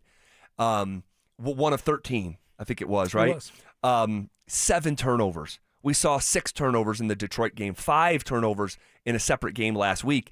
And, I think it's just he is not in a groove. He looks like he's added a couple pounds when he was down, all right? And that being said, let's frame this correctly. Like, the guy still went and had a triple-double last night, but to the expectation that he has set for himself for us to judge him by, he is just really just out of sync right now. Well, I can't wait to see what it looks like when he gets back in sync, what it looks like with Jamal Murray and Jokic, the two-man game, which seems like it hasn't been the same, and I know that Jokic is just getting back. Jamal Murray didn't look good yesterday. Now, he had the 17 points, and at times it was like, okay, here's Jamal, but then there's other times where you're 6 of 16, right, as shooting from the field. That's not good enough. You're not winning that game when you lose by 1 or 2 points. Right. 1 of 6 from 3 for Jamal. There you go. Yeah, those 17-point nights when you're playing almost 40 minutes, those have been few and far between this season. Let's talk about the good stuff real quick before I want to shift to a big picture theme that we need to watch here moving forward. Gosh, it was good to see Christian Braun play well last night. The confidence. Gosh, it was good to see him willingly taking threes, taking a transition three, and going 4 of 8 for 20 points. He needed a game like that. They need him over this next month at a minimum to be the version of himself that we saw last night. So it's good to see a semblance of it, a semblance of the guy that they signed for $25 million a year, right? And so when Payton Watson is down, you need to be the best version of yourself. And also, I got to take my hat off to Julian Strother. Let's go. Who is playing at a level that I wasn't sure he was capable at, and not for a game, because we've seen Julian Strother come off the bench and score 16 points like he did in Game 6 of the playoffs. But on a night-to-night basis, he has never put it all together, and I wasn't sure if a month ago he was literally a viable NBA player. So for him to put together a stretch of 4 games where he has scored in double figures. They've taken Jalen Pickett out of the lineup, the starting lineup anyway, and are giving him a shot to start, and he has rewarded David Adelman. I thought there was a moment last night where he was in the open court, and I saw a level of speed and athleticism. I'm like, whoa, it's been a minute since I've seen that. But that's confidence. It's just building inside him of I need to make some impact. I need to make these plays. And then when you go out there, you get a couple shots to fall for you at the three, especially the three-point line. I mean, that's his game. And now he's able to bring that to the table. And if he can continue to be consistent, it's like this is the depth you're looking for, especially when you have so many guys out. And for David Adelman to obey his eyes and say, hey, look, we're going to change things up in the lineup. And I believe in Julian Strother. That means something to a player. Saying, okay, coach, you believe in me enough to have me start today. And now let me go out there and reward you by making my shots when it's open or when I had that opportunity. Well, he's doing a really nice job. And you want to and this is probably the least talked about area in the game of basketball, but it's vital when you can't do it. Defensive rebounding. Julian Strother attacking the defensive glass, and it's not a sexy topic, but when you rip down that defensive rebound, their possession is over. Basketball is a game based off possessions, and Julian Strother is 6'6", and he's got long arms, and it's part of the reason he was a first-round pick. And if you can't defensive rebound, it's like in football not being able to stop the run. Almost everything else doesn't matter. So he's doing that at a high level. He's making shots. I know you said that's his game. That's supposed to be his game. Yeah. For his career, he's shooting 33% from 3. And so he's got to continue this trend that we've seen here in the last 2 weeks, but really encouraging. I've been critical of him in the past, so I want to be positive when he shows me what I've been asking to see. But we have to have this conversation. Last night's loss has historical significance well beyond a regular season loss in February. We'll talk about that. Also, there was a disconnect between Bo Nix and the Broncos on a topic that hasn't been discussed enough. And also, if we disagree with a Drew Brees comp for Bo Nix, who does Nix remind us of at the quarterback position? We'll get to all of that as we are on the doorstep of 40 consecutive minutes of commercial-free sports talk coming up next. Should Sean Payton go all in on signing the reigning Super Bowl MVP? I mean, would I have him on my list? Would I have him on my free agent big board? Sure, but I definitely would not get into a bidding war for Kenneth Walker. I still like Breece Hall's out there. I love the idea of Tyler Algier. So there's some running backs out there that I would look at that I don't think you have to overpay for. Denver Sports 104.3. The Fan. Everything is getting more expensive. gas, groceries, and especially rent, which can go up every single year. But as a homeowner, you have a secret weapon. While the world gets pricier, a fixed rate mortgage stays exactly the same. That stability isn't just peace of mind, it's your family's financial foundation. American Financing understands home ownership creates wealth. Every monthly payment builds equity and stacks your net worth on autopilot. It's how the middle class actually wins the long game. Your home is a flexible asset. You can live in it, rent it out for passive income, or pass it down to your children. Renting gives you none of that. American Financing salary-based mortgage consultants can help you get pre-qualified with no upfront fees. Call American Financing today and get a pre-qualification letter in 24 hours or less. Call them at 303-695-7000. That's 303-695-7000 or online at AmericanFinancing.net. Secure your rate, build your wealth, and get the cash you need. NMLS 182334, NMLSConsumerAccess.org.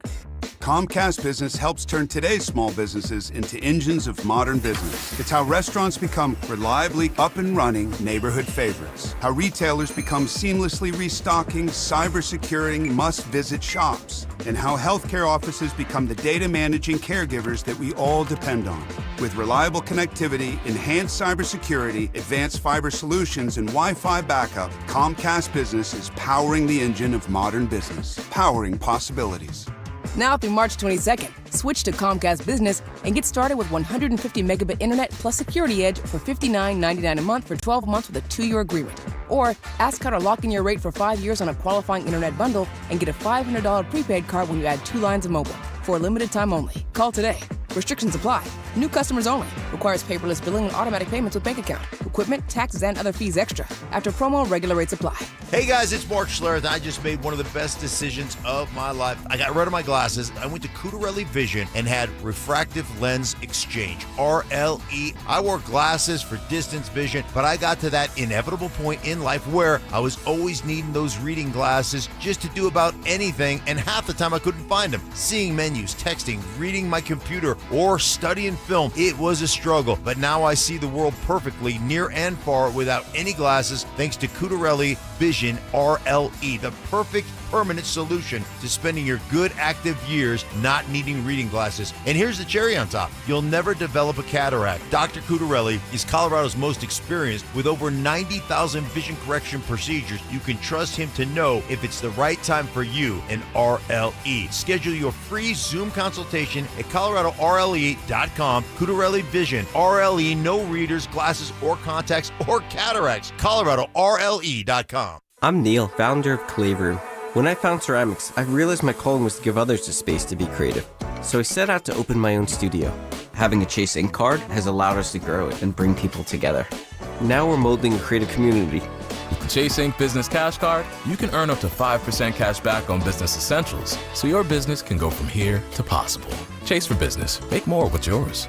Real business owner compensated for their participation. Cards issued by J.P. Morgan Chase Bank, N.A. member FDIC. Subject to credit approval. Terms apply. Mike Rowe here with a fun fact. Did you know that 50% of the air that you breathe inside your home comes from your crawl space? Yeah. Whether your crawl space is wet, musty, or your floors are bouncy, do yourself a favor. Call Groundworks.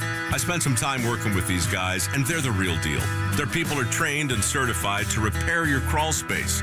Schedule a free inspection with Groundworks, the foundation and waterproofing experts. Licensed in all states where work is performed. See website for details. Women go through many changes in their lives. And we believe each milestone matters. That every new candle represents another step in your story. Our healthcare experts support women at every stage of life. Because each chapter deserves to be celebrated. Women's health. Nurture what's next. Find care near you at mountain.commonspirit.org. Common Spirit Health. Human kindness lives here. Hi, I'm Terrell Davis, two-time world champion and Pro Football Hall of Famer. There is nothing more important than your health. This February, save up to 50% off on select premium equipment. Visit one of Fitness Gallery's 7 convenient locations from Colorado Springs to Fort Collins. HelloFresh makes home cooking nutritious, delicious, and exciting. You excited when you get those freezer-burnt, pre-packaged meals in the mail? I know I'm not. Go to HelloFresh.com to explore plans and menus because nothing hits like home cooking. Buy more, save more during Furniture Row's fantastic 4-day sale Friday through Monday. Save $100 for every $1,000 you spend. Plus 60 months, no interest financing, no down payment. Shop now at FurnitureRow.com. Stay up to date on the Broncos and the latest news from around the league with our NFL insider James Palmer, exclusively on Denver Sports 104.3 The Fan. Mondays on The Rundown with Richie Carney, Tuesday afternoons on The Drive, and Friday mornings on Stokely and Evans with Mark Schlereth, all season long. Denver Sports 104.3 The Fan, DenverSports.com, and the Denver Sports app.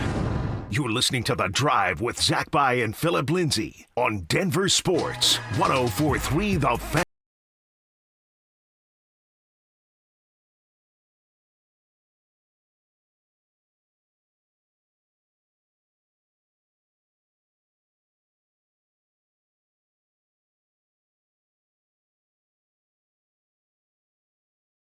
In February.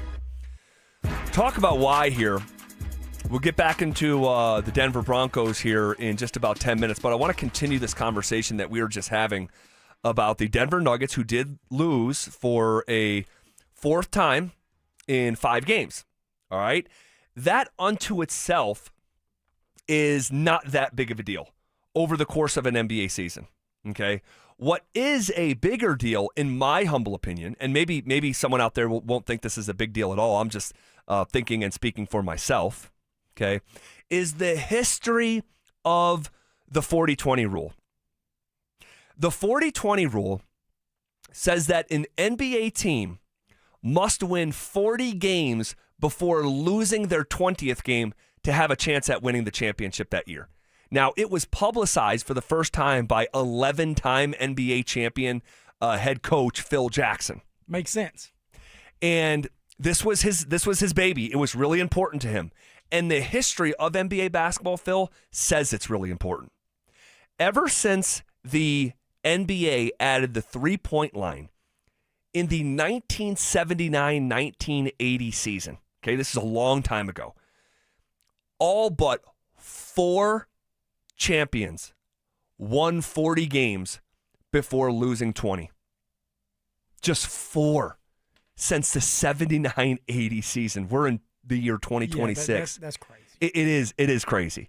And the 4 teams that won a championship without winning 40 games before losing 20 are the Houston Rockets in the mid-90s, the 94-95 Houston Rockets team that went back-to-back with Hakeem Olajuwon, Clyde Drexler, Sam Cassell, Kenny the Jet Smith, all those guys. It happened 10 years later with the Detroit Pistons, who, by the way, made a big trade during that season to add some context that they did not win their 40th game before losing their 20th game. The 2005-06 Miami Heat with Shaq and D. Wade. Yep. And then the 2020-2021 Milwaukee Bucks. Those are the 4 teams ever who have been a historical statistical anomaly and failed the 40-20 test, but still went on to win a championship. So the question that needs to be asked is, can the Denver Nuggets be the statistical anomaly? Because not only did they miss out on the 40-20 rule, they really weren't even close. So then somebody out there, even myself, is going to say, well, Z, this team has been banged up. The injury bug has latched on to them. Jokic, the greatest player to play the game right now, has been out for months. All right, Aaron Gordon. You have Payton Watson. Cam Johnson just got back. So does it really mean something to us knowing that all our guys haven't been intact? Like when they're there and when we finally get that, maybe they start to really get going. They get the rhythm. Everybody's back on track, and we can go for that championship. If somebody's out there saying that, it's like, should we ignore this 40-20 rule? I mean, you can ignore it if you want. It's up to each fan to decide for themselves how important they think this historical benchmark is. But I would just say the injuries are a part of the Nuggets' story. That this is their story this year. This is what their season has been defined by. Now, it doesn't mean that the Nuggets are have a hard cap on them and it's impossible for them to win a championship, because we can draw from 4 teams who didn't do it. But at the same time, it's basically once in a generation. it happens. Can Denver be a once-in-a-generation team? Sure they can. They have a once-in-a-generation player. Yep. Jamal Murray's having a once-in-Jamal Murray's generational year. They have depth in a way that they haven't. Now, it's been tested, but I think they've passed that test, going 10-6 without Jokic. So, yeah, if you believe that they have the makings of a title team, but I would just say, ultimately, truly, and no one's going to like hearing this, but no one around the NBA cares about the Nuggets' problems. They don't care. And so this is the setup. This is what it is. They're still 6 games away from winning their 40th game. They've already lost their 20th game. The 40-20 chase, if you will, Oklahoma City's already passed the test. They're 41-13. The Pistons need one more win to pass the 40-20 test. The Spurs need to go 4-3 or better to pass the 40-20 test. The Knicks and Celtics are still alive, but they have to go 6-0 to pass the 40-20 test. And the Rockets have to go 8-0. Everyone else is out. 90% of NBA champions in the three-point era have crossed 40 wins before 20 losses. So I think history is important. It is. Again, I'm not telling you what's going to happen. I'm telling you what has happened, and the odds are stacked against the Nuggets through a championship lens by the traditional Phil Jackson 40-20 test. But Z, like you just got done saying earlier, if anybody can do it, it's going to be Jokic and the Denver Nuggets because of Jamal Murray, because of Jokic, because if we can have a healthy Aaron Gordon, and we all know we're not winning anything without AG. Nope. Like you see it now and how important he is when he's not there. Peyton Watson's another one, right? It's the athletic ability and what he has brought offensively. If this team can get healthy at the right time, and I keep on saying if because it's a big if, they've had this injury bug the whole year. It's true. Then they can make a run for a championship because they still have players that have been there, done that. But they have to get past the Thunder. But guess what, Z? You brought this up earlier as well. The Thunder have been banged up, and yet they're still winning games. Yeah, SGA is out and has been out with an abdominal injury. Jalen Williams, J-Dub, their second best player, all-NBA player, max player, has been out. We haven't seen him in weeks and will not see him for weeks. That's their first and second best player. And so, but guess what? No one feels sorry for Oklahoma City. No one. They just don't. No one feels sorry for the Nuggets. They just don't. So this is your season, for better or worse. But it's I think that certain big picture themes have been taking shape that has led us to this point where they're failing the 40-20 test. And one of them is they're a bad team at home. They're bad. 14-11 at home. They lost 7 total games their title season at home. All right? They've already lost 11 games at home, and the All-Star break hasn't hit yet. And you can't just point to the injuries because they're the best road team in the NBA. They're 20-9, number 1. So you can't have it both ways. They need to be better at home. They need to be better in the clutch. Yeah. And I can't believe this is true because this was the bread and butter. I would say about this team that almost like they talk about speedy wide receivers. If you're a defender, if you're even, you're beat. That used to be the Nuggets in crunch time. If you're even with them, you're going to get beat because they were going to out-execute you down the stretch. And last night was a perfect example of what hasn't been happening. They had a 10-point lead with 7.5 minutes left and got out-executed by a Cleveland Cavs team that just rearranged who they are as a team last week. And they came into Denver and out-executed you. And that's for me, the injuries are the theme of the season, but also not winning the clutch games the way that they used to. And I brought this up, I remember with you, Phil, it bothered me 2 weeks into the season because they lost in overtime in the first game of the year. Yeah. And then they lost by 2 in Portland for their second loss of the year. And they lost by 3 to the Bulls for their third loss of the year. And then they lost by 5 to the Kings for their fourth loss of the year. And then they lost by 3 to San Antonio for their 5th loss of the year. And I remember coming in here after the 4th time, I'm like, hey, just a heads up, this is strange. This is weird. We are not seeing traditionally the Nuggets lose these games. And so who do you put that on, though, right? Everybody wants to blame somebody right now. Is it David Adelman, and just because he's new to this is his first year as the head coach of the Denver Nuggets, so he's trying to figure things out? Is it the injuries, or has Jokic and Jamal just lost it when it comes to that two-man game and those clutch situations? Usually they come through, and they're not coming through right now. Yeah, I think it's all of it. I do. I mean, I wouldn't point to just one thing, Phil. This team, when games are decided by 3 points or less, okay? It's happened 14 times this year. Nuggets are 6-8 in those games. You know what they are in 3-point games since the championship season? 27-26. They're perfectly average. That was a true superpower of theirs. And because of the injuries, because of maybe some Adelman stuff, last night was not his finest night for several different reasons. And then the two-man game, it's not quite as effective as it once was. And so it's a major theme here to watch moving forward. Major theme to watch. And the schedule is going to get tougher. Correct. All right, the schedule is going to get tougher. We have to find ways to win at home, which is crazy to think. Away, we're going to have to still get those games won on the road.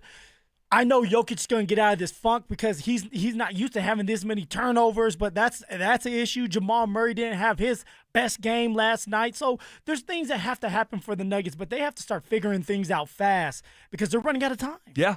You know what their record is against winning teams this year? Just winning teams. 13-12. So you can point as much as you want to the injuries, but the injuries, they just are what they are. Did Jokic play last night? Yes. Did Jamal play last night? Yes. Did Christian Brown play last night? Did Cam Johnson play last night? Okay, Julian Strother started, and did he play well? He did, 20 points. Okay, so no one's going to feel sorry for Denver. All right, this is what it is.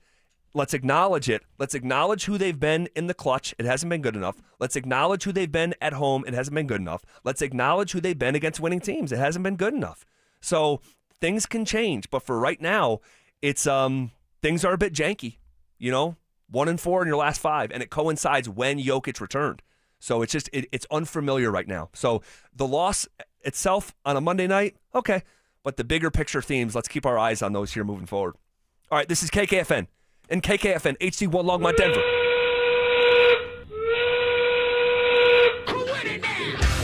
We are coming with it, and we are coming for it. It's Zach By and Phillip Lindsay, and we are The Drive.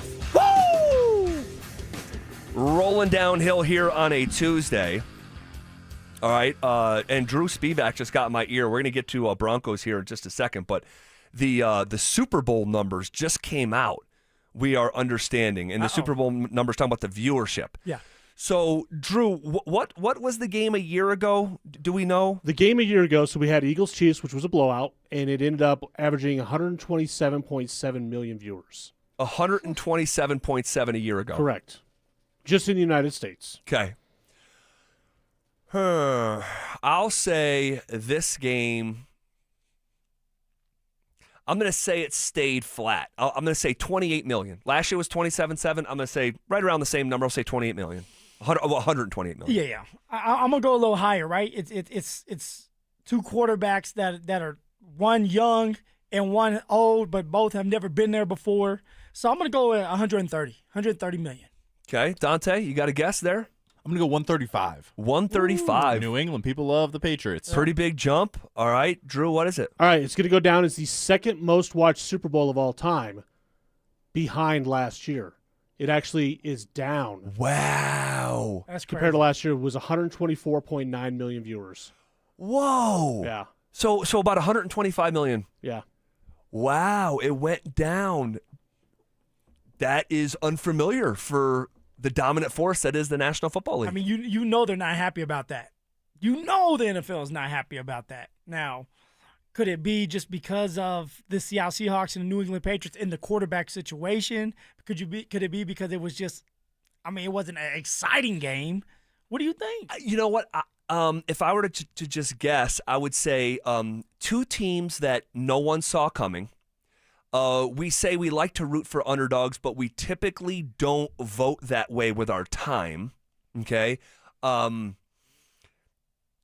Drake May to casual fans is still sort of brand new on the scene. Sam Darnold hasn't really been a household name. I mean, we're hardcore football fans, so we know exactly who Sam Darnold is. I say it like this, like my mom, Margaret By, who lives in Lackawanna, New York, Buffalo, New York, she knows who Patrick Mahomes is. She doesn't know who Drake May is. She does not know who Sam Darnold is. She knows who Tom Brady You know what I mean? Like, yeah. So like to loop in casual viewers, I think there's something to that. The Seahawks, for as complete as they are kind of an anonymous team top to bottom. They don't have a lot of like star power. So does that have something to do with it? Maybe. Any other guesses? Why it could be down? I mean, I have to mention this. I mean, there was some political stuff. I didn't realize until this morning that there was an alternate halftime. That like 6 million people went and watched an alternate. I had no. Yeah. I don't get in the weeds with that sort of stuff typically, and so I didn't realize there was like a separate halftime. That's crazy. You didn't know that. No, I mean, it's not surprising because it's you, but Now I do have the halftime numbers compared to last year. If you want to go over them, I would venture they're up majorly. What was it last year? Who was it? It was Kendrick Lamar last year. Okay, 133.5 million people watched Kendrick Lamar. 133.5. Uh-huh. I'll say this year, when you subtract the people who didn't want to, I'll say very similar rather. What was the number again you gave? 133. 133.5. I'll say 136 million. 135 million. Yeah, I think I'm gonna go a little higher than that. I think it's gonna be like 138. Okay. You know, it's Bad Bunny, and a lot of people love Bad Bunny. Dante? I'm gonna go 121. Okay. 121. Well, Drew just said the Super Bowl was down. I expect the halftime show to also be down. Yeah. Okay. Okay, so the halftime show was down compared to last year. It was 128.2, but still more people watched the halftime show than the actual Super Bowl itself. Very interesting. It is interesting. Very interesting. I wonder how they interpret those numbers at like the league office. Not sure. Okay, shifting gears here. There was a disconnect between Bo Nix and the Broncos on a topic that I don't think has been discussed enough, all right? And it's so much attention was paid to like the war of words between Bo Nix and Sean Payton saying, hey, he's predisposed for the injury, and Bo Nix wants to set the record straight, and I'm not predisposed, and he shouldn't be talking about my injuries. And the drama. It was kind of dramatic. But maybe the more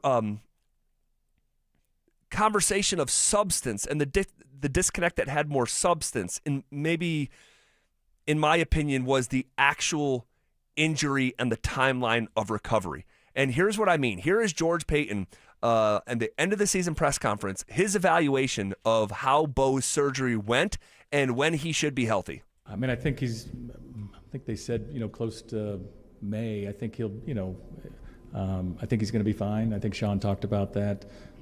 He's going through it. I mean, he's in the building. He's working every day, and he'll be back. I'm not sure the exact date. We feel good about that. All right, so he doesn't know the exact date, but they were told around May. Yeah, and he keeps saying, I think. One, as a general manager, you should know. You should know. Now, does he want to put it out there? My guess is not. But when you say I think, it sounds like you really don't know what's going on. It's vague. Maybe you heard something, maybe you didn't, and you just weren't prepared for that. Well, that could be, yeah. But when you say May, that was said in January, so let's say approximately 4 months out. Okay, here was Bo Nix on his own journey about the procedure itself and the recovery time. Yeah, it was a very quick procedure, very easy operation, just a simple bone break. Got that fixed up. Great surgeon, great care, and just right back on my road to recovery. So a typical, bone break, 4 to 6 weeks. I'll be back training, ready to roll, and a lot of different. You hear a lot of different weeks and speculation out there when something like this happens, and unfortunately, you don't get to hear from me for a while. But it'll be absolutely no issue this off season. I'll be able to actually start training back at the same time I was going to start training, so don't miss any time there. All right, so. Wow, those are two different things. Yeah, nothing to see here. Quick, easy. I didn't even know I had surgery. Let's just go. That's how Bo is sounding. Like, we're blowing this out of proportion. Right? There's nothing here to talk about. Well, the general manager is saying around 4 months, and the quarterback is saying around 4 weeks. Those are very conflicting timelines. And, George Payton is saying that, they told us around May. Well, who's they?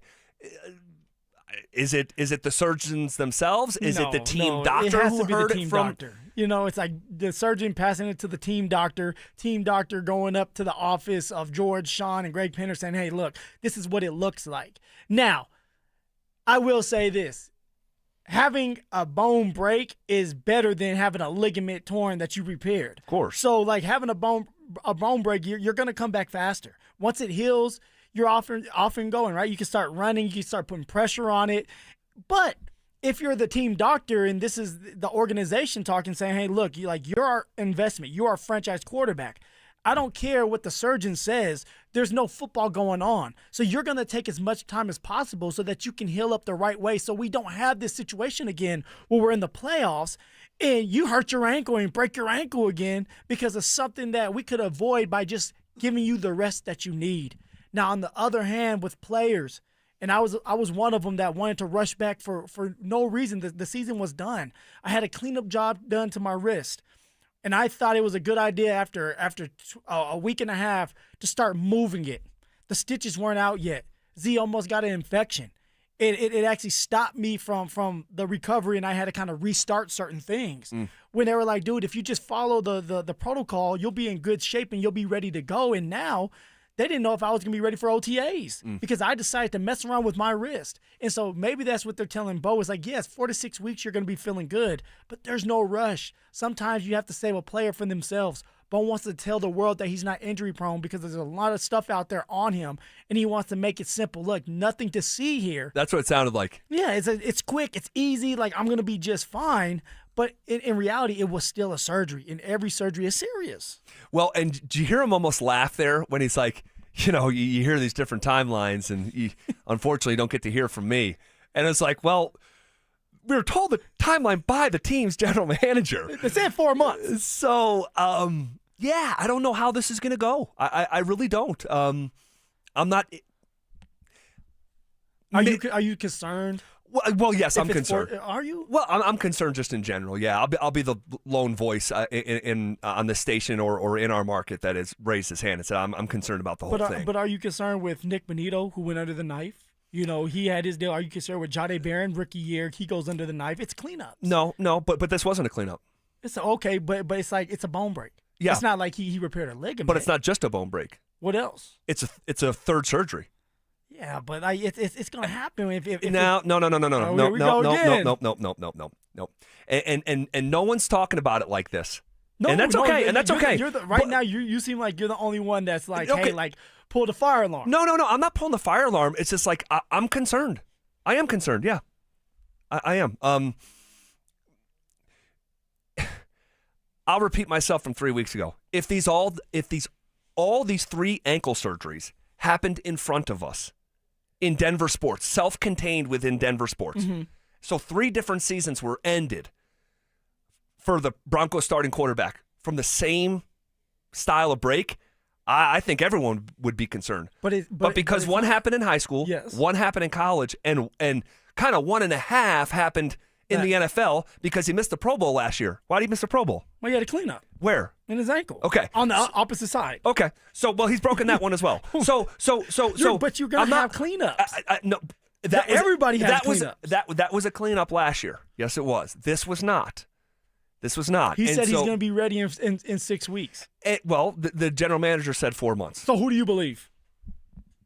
The general manager. Because Bo Nix has more to lose from a narrative standpoint. He's battling the injury-prone narrative. The general manager sat there and said, I think. I think. I like when somebody says they think, they don't know. That's the issue. Okay, so regardless of the recovery time here, Bo is going to get healthy, and Bo is going to play football for the Broncos. But big picture, I would be personally disingenuous if I did there's absolutely nothing to see here. And then that's not even taking into account, rather, Sean Payton saying that the surgeon said he was predisposed to it.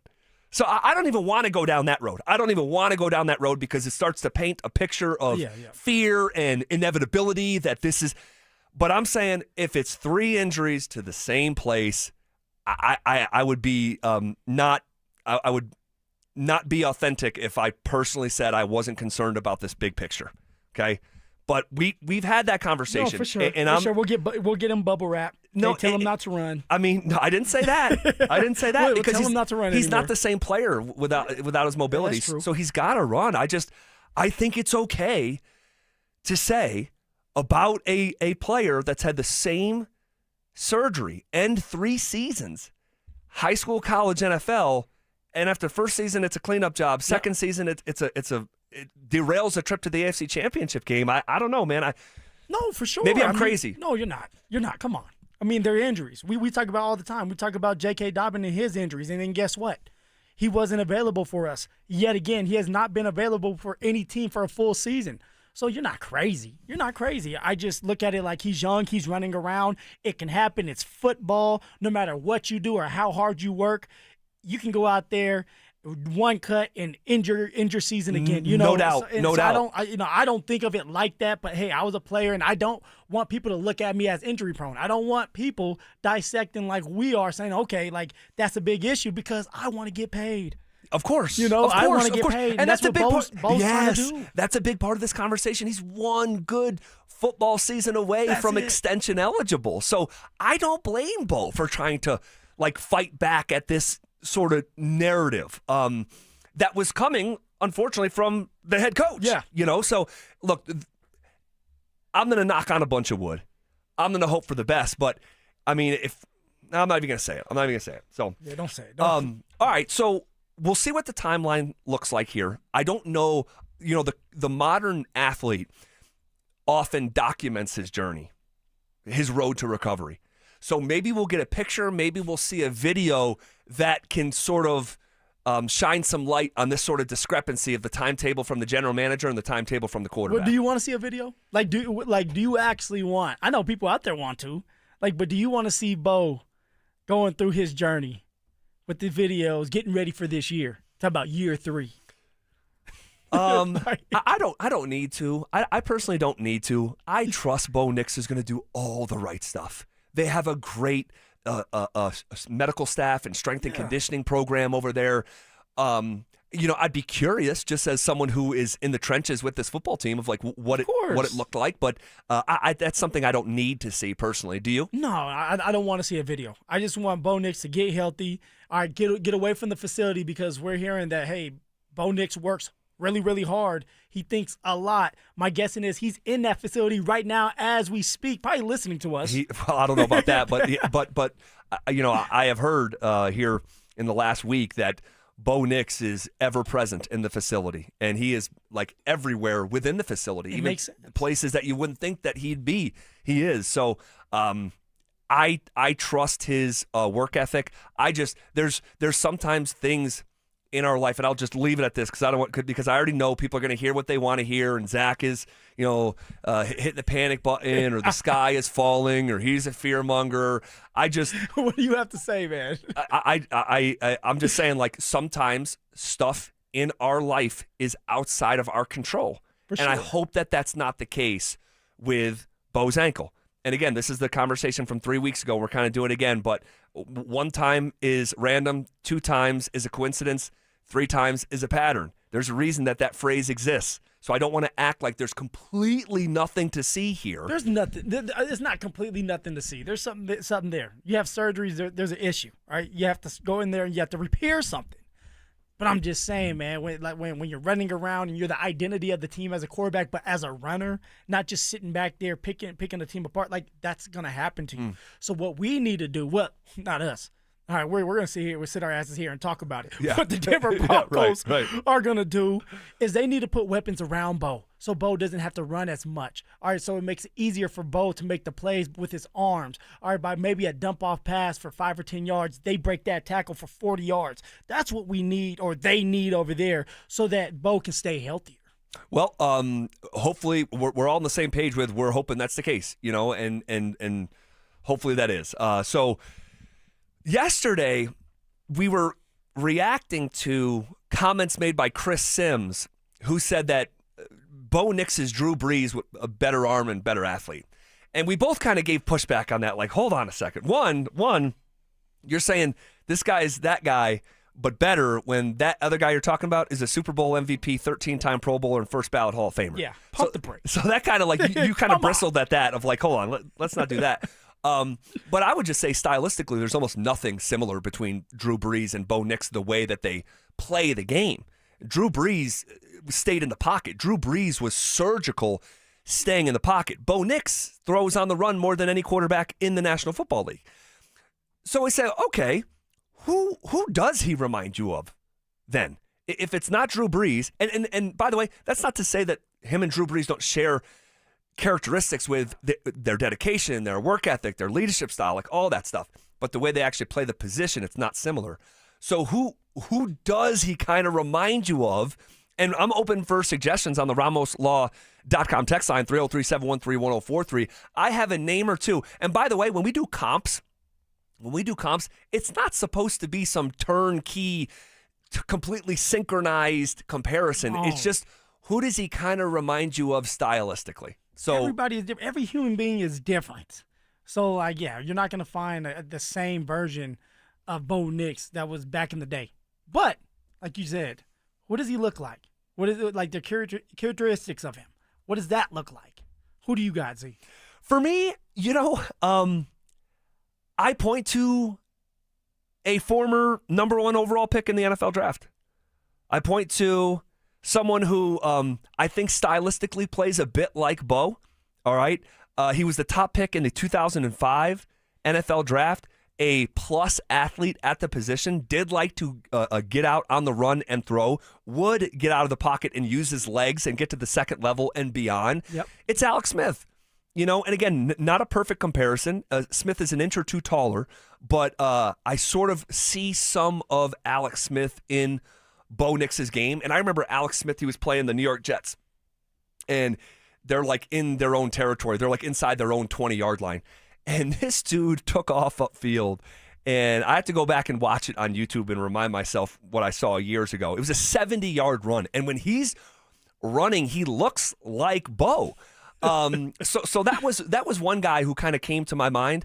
Another guy that came to my mind was someone like Jake Plummer, who loved to roll out and throw on the run the way that Bo Nix does. So those are a couple. Another one, and I don't know if this is too lofty, but Hall of Famer Steve Young was such a fantastic athlete on the move. Now he's a Hall of Famer. I'm just saying. He was such a plus athlete the way that Bo is, and I think there's a little something there. So while none of these comps are perfect, those are a couple names that I thought of when thinking about a comp for Bo from the past. Yeah, no, and they're good. They're actually really good comps.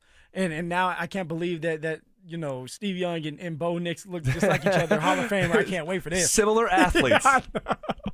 To me, I went back in the way back machine. And Z, you may know this better than I do about this guy. Now, I remember him as he got older. But he was an athlete. And I went back, and he's similar to Bo the way he moves. Now, I believe Bo's going to be better than this guy. All right, but the guy I'm talking about was a man that was in and out the NFL. Started with the CFL, then he had found his way. I don't know if I like this comparison. He's like, guy reminds me of Bo. He's been in and out of the NFL. He's been in and out. He started with CFL, and then he was with the San Francisco 49ers for some time. And actually did really good, had a really good career.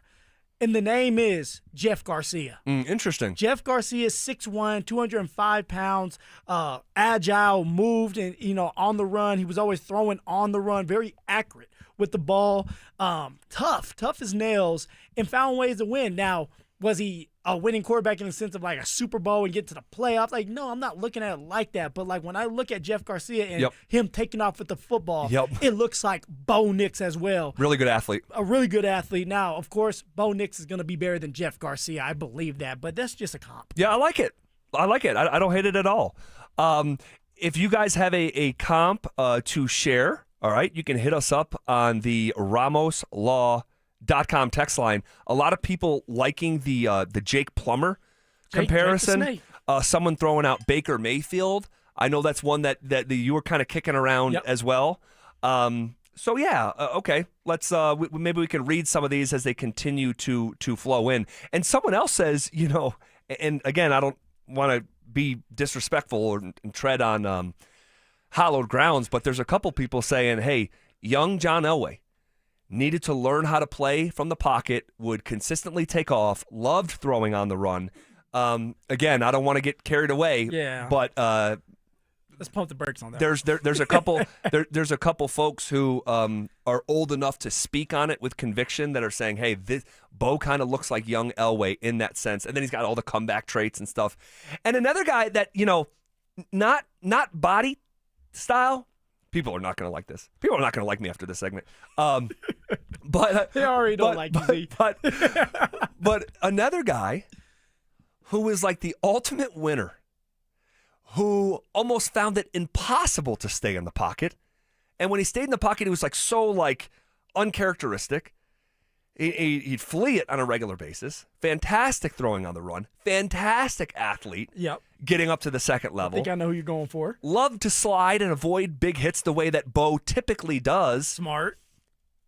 And he was damn successful. And it's Russell Wilson. Let's cut. Let's ride. I like that one. Just a winner, right? And that's like Bo, just a winner. Just finds ways to win. And, Russ, no one won more football games in their first 10 years as a starting quarterback than Russell Wilson. And it is ironic that Bo taking over for Russell Wilson has matched Russ's win total for starting quarterbacks in their first 2 years.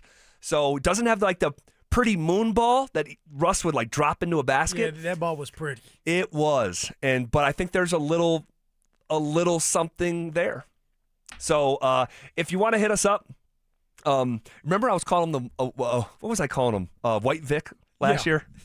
White Michael Vick? Yeah. Oh, man. Oh, no. You know what it was? Vanilla Vic. Vanilla Vic. That's what I was saying last year. Vanilla Vic. Thank you, Dante. Good memory. All right. You can keep hitting us up with those comps for Bo Nix if you would like. Also, we might have a little update on the Davis Webb play calling conversation, and we'll tell you what that breadcrumb is next.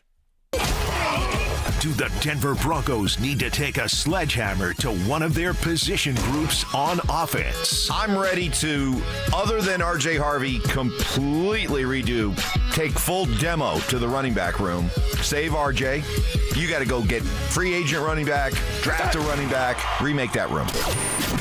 Denver Sports 104.3. The Fan. When your check engine light comes on, do you see a repair bill or do you see peace of mind? For 20 years, CarShield's been the name America trusts to help keep you on the road. While other companies stop covering you when your car gets older, CarShield offers protection plans up to 200,000 miles. With over $1 billion in claims paid, we don't just promise protection, we deliver it. Don't let a breakdown break your budget. Get the flexible month-to-month coverage you deserve. Go to carshield.com. That's carshield.com today. Welcome to guided meditation. Close your eyes. You're at the beach. The seagulls are calling. You take out your iPhone 16e you got from Cricket and use Apple Intelligence to clean up that selfie you just took. It's a good one. You send it to your friends instantly thanks to reliable nationwide 5G. They're totally jealous. Get iPhone 16e for $49.99 when you switch. Smile, you're on Cricket. Requires new line on the Supreme Unlimited plan. First service charge and tax due at sale. $25 activation fee. Terms and restrictions apply. Cricket 5G is not available everywhere. See store for details.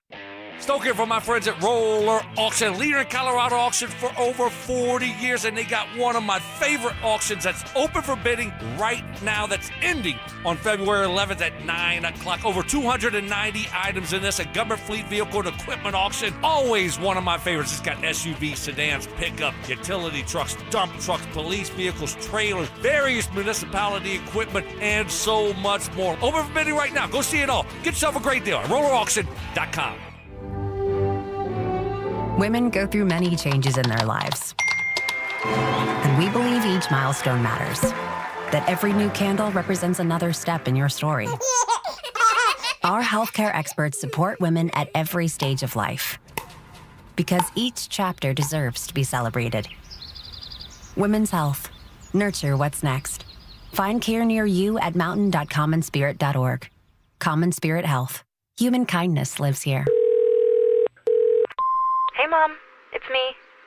Oh my gosh, you'll never believe what I just opened for Valentine's Day. A sapphire ring from Hellsberg. Just like the one I lost years ago. Remember how excited I was when you gave it to me? I cannot believe he remembered that story. I guess you were right. I really found the one.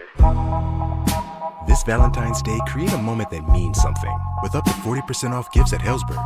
Shop in store or at Helzberg.com. Hey guys, it's Mark Schlereth. I just made one of the best decisions of my life. I got rid of my glasses. I went to Cutarelli Vision and had refractive lens exchange, RLE. I wore glasses for distance vision, but I got to that inevitable point in life where I was always needing those reading glasses just to do about anything, and half the time I couldn't find them. Seeing menus, texting, reading my computer, or studying film, it was a struggle. But now I see the world perfectly, near and far, without any glasses, thanks to Cutarelli Vision RLE, the perfect permanent solution to spending your good active years not needing reading glasses. And here's the cherry on top. You'll never develop a cataract. Dr. Cutarelli is Colorado's most experienced with over 90,000 vision correction procedures. You can trust him to know if it's the right time for you and RLE. Schedule your free Zoom consultation at coloradorle.com. Cutarelli Vision RLE, no readers, glasses, or contacts, or cataracts. coloradorle.com.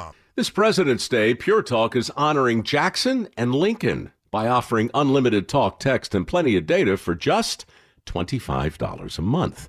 Meanwhile, Big Wireless is honoring Benjamin Franklin by charging families hundreds of dollars for the same 5G service. What's up with that?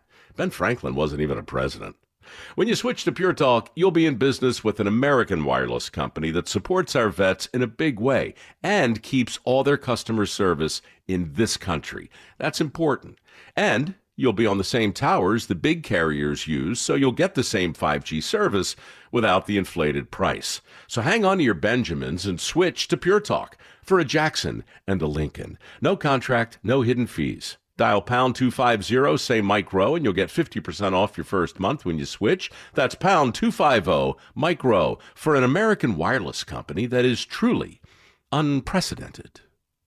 Pure Talk. Hey, it's Mike Evans. Restore your bald spot, reverse your receding hairline, or add volume to thinning hair with the same simple one-day treatment I receive from Dr. Tanya Pauls of Advanced Hair. Your own natural hair begins regrowing the very next day, and your new hair is guaranteed to grow. Advanced Hair has changed tens of thousands of lives, including mine. For your free consultation, $250 off and 250 free hair grafts. Call 720-459-HAIR. Advanced Hair. Okay, does this happen to anybody else? You sit down with a juicy QPC, some McNuggets, and those golden fries from McDonald's. Then you take a long sip of your Sprite because you can still hear your mama saying, "Don't fill up on that drink before you eat your food." But you're grown now, so you do what you want. Share and share alike with the 20-piece McNuggets from McDonald's for just $6. Limited time only. Price and participation may vary. Cannot be combined with any other offer. Ba-da-ba-ba-ba. 1-877 Cars for Kids. KARS Cars for Kids. 1-877 Cars for Kids.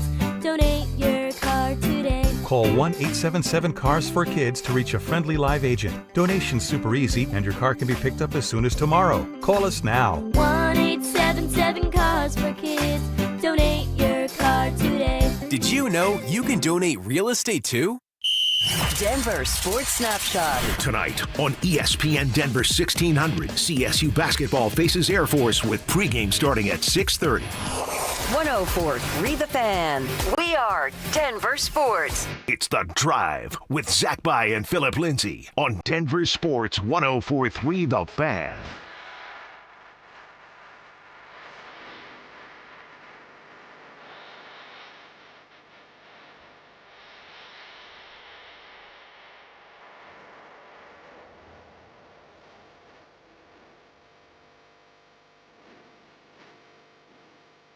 All right, bottom half of hour number 4.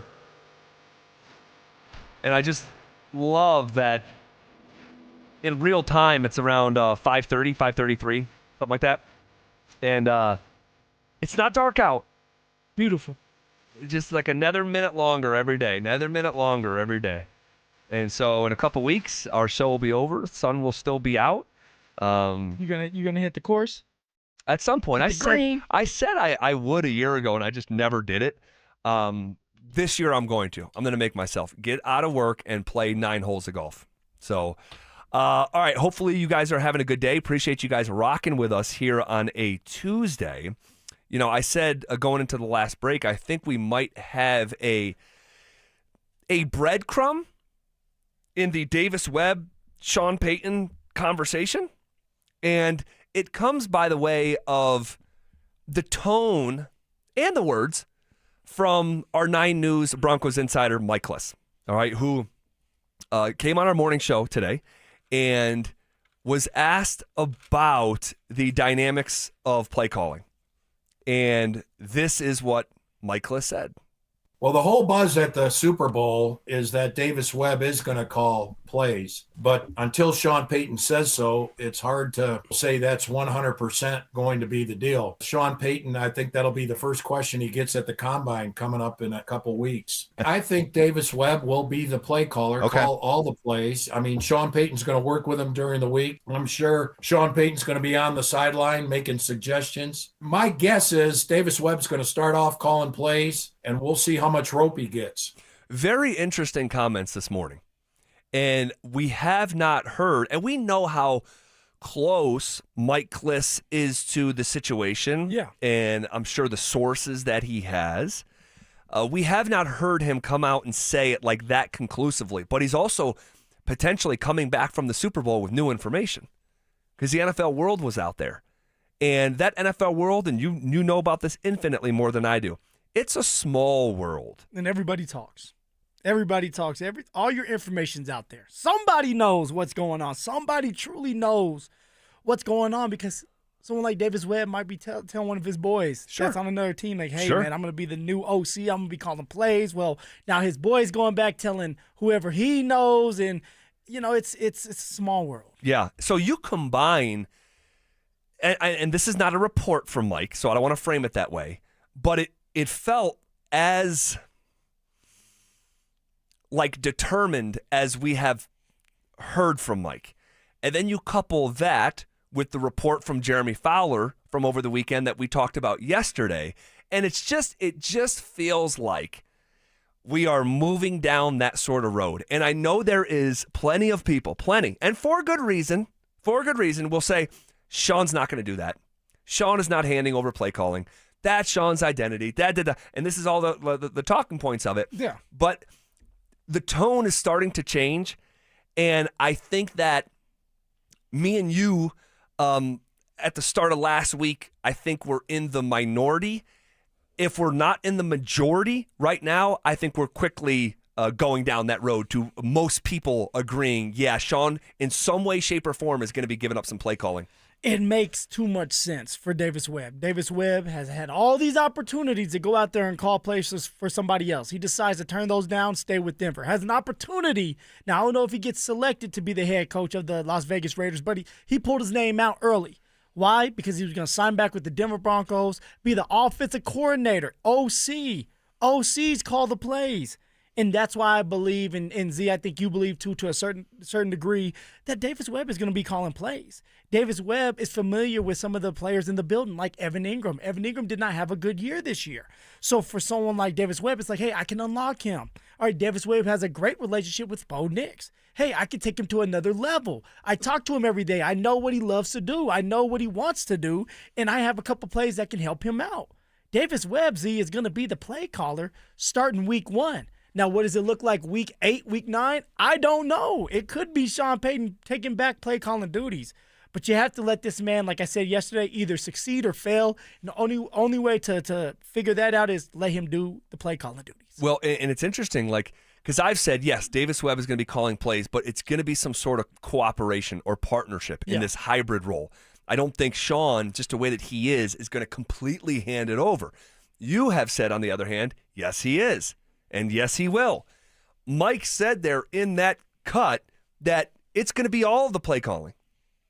So, like, what's real and what's not? Does Sean Payton truly let us know during the Combine what's going to happen? Do you believe that's going to come out? I don't know about that part of him actually communicating that to the media.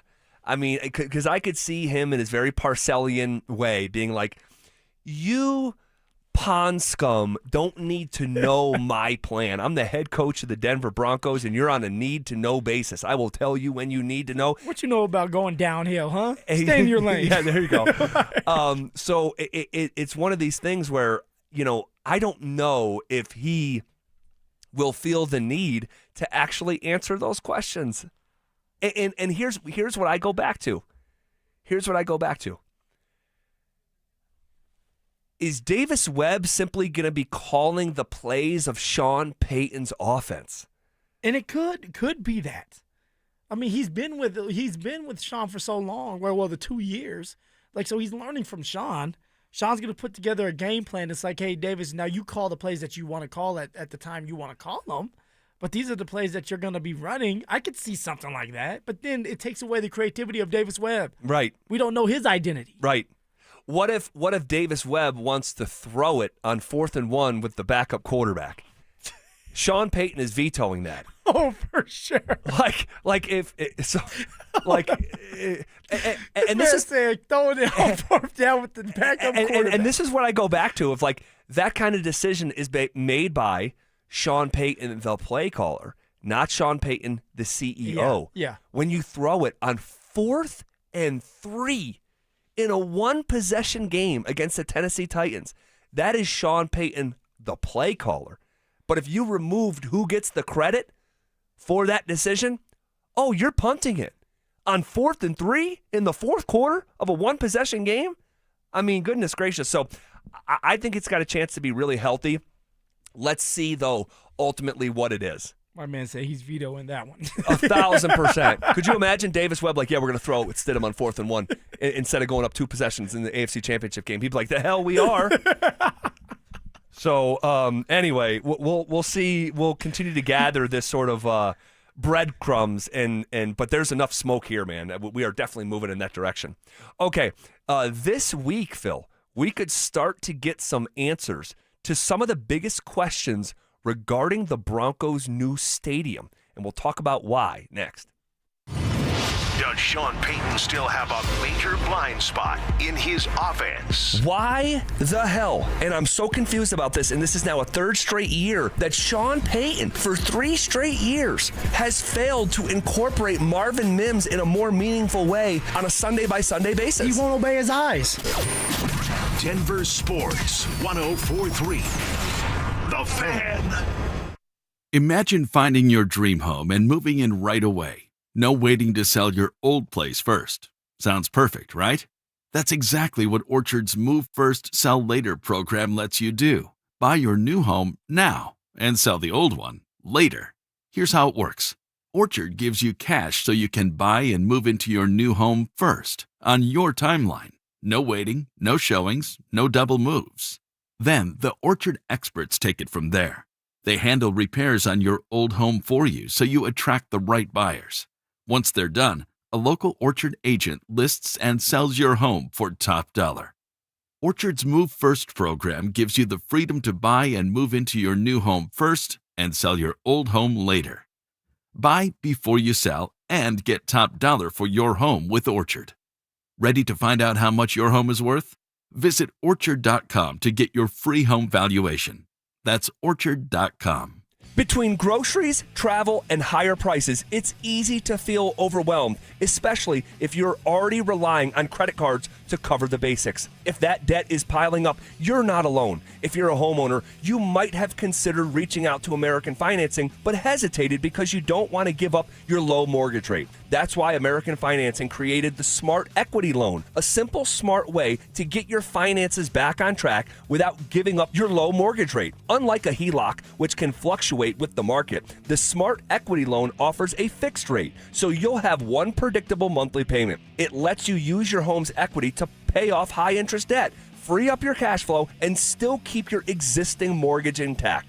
There are no upfront fees to find out how much you can save. Call 303-695-7000. That's 303-695-7000, or visit them online at AmericanFinancing.net. NMLS 182334, NMLSConsumerAccess.org. Babe, your arms look amazing. Working out is paying off. Thanks. I just wish my chest matched. No matter what I do, I'm frustrated with my man boobs. Hey, don't beat yourself up. More than half of men have gynecomastia. It's gland tissue, not laziness. Same thing is happening to my friend Trisha's husband. He went to Dr. Cameron Dastry at Modern Surgical Arts of Denver. For real? You get good results? He got great results. Call him, honey. Call today. They're offering complimentary consultations for the fan listeners. 303-470-3400 or at modernsurgicalarts.com. Hey, the cold weather is here. Stoke here from my friends at ROX Rocks Heating and Air. Has another company told you that you need a new furnace? Time to throw in the challenge flag. Rocks Heating and Air offers no obligation, free second opinions. And don't forget about heat pump rebates. They've never been better. Up to $13,500 only at ROX Rocks Heating and Air. Now play that G. HVAC service, installation, repair. ROX Rocks Heating and Air. Dan Jacobs with 303 Law 4040 and Jacobs Law with another cool story to share. James called 303 Law 4040, and he's like a lot of our clients, not looking to get rich, but he just didn't want to get stuck with a bunch of medical bills. So we met with James like we do all of our 303 Law 4040 clients in person, and it's a good thing we did because we noticed James did not look so good. We sent him to the hospital to get checked out, and they did wind up admitting him. In the end, we got him feeling better and $125,000. He was over the moon. He came into the office to pick up his check and rang that victory bell. And the really cool part is James surprised us with a check of his own, a donation so we could keep the best free meal in Denver coming each and every first and third Thursday. If you've been injured, you may be like James, not looking to get rich, but not sure what to do. That's why we're here to help. Just give us a call at 303-LAW-4040. Go ahead, save that number in your phone. You never know when you're going to need it. That's 303-LAW-4040. Hi, I'm Terrell Davis, two-time world champion and Pro Football Hall of Famer. There is nothing more important than your health. That's why I made the smart move to invest in fitness equipment with Fitness Gallery. It's a game changer. This February, save 25% off all primetime functional trainers, home gyms, and racks. Work out on your schedule on the equipment you choose from the safety and comfort of your own home. Save up to 50% off on select premium equipment. Visit one of Fitness Gallery's 7 convenient locations from Colorado Springs to Fort Collins. Hoops in Hamilton on the DU campus is intense this season. And the Denver Pioneers have scored more points than any game in program history. The threes are flying and the atmosphere is electric. Join us to create a home court advantage as conference play heats up. Goes down low, feet Wysocki, up with a two-handed dunk. Group discounts and one-of-a-kind experiences await. Denver basketball. Get your tickets today at DenverPioneers.com. Stay up to date on the Broncos with our 9 News Broncos insider Mike Kliss. Presented by Fitness Gallery. Hear the latest from every practice and every game every single week during football season. Denver Sports 1043. The Fan. Denver Sports 1043 The Fan presents The Drive with Zach By and Phillip Lindsay.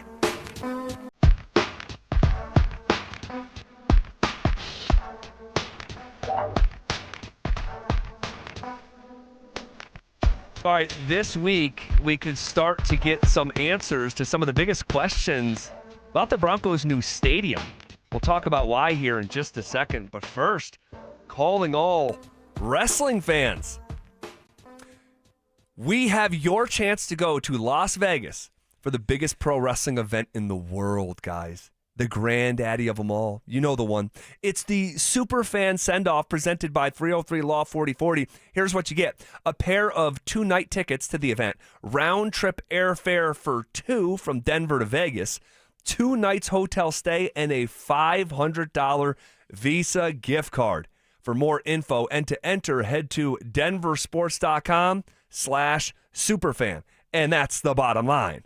Friend of the show, the scrappy one, the scrapster, Scrap Peterson. What up, Will? What up, boys? How we doing, dude? I'm doing great. How are you guys? Doing good. Anything you want to react to before we jump into this other conversation? I don't want to hijack your stadium segment because I'm very interested in this. Okay. I think Thursday night's going to be a big night. But just a real quick point.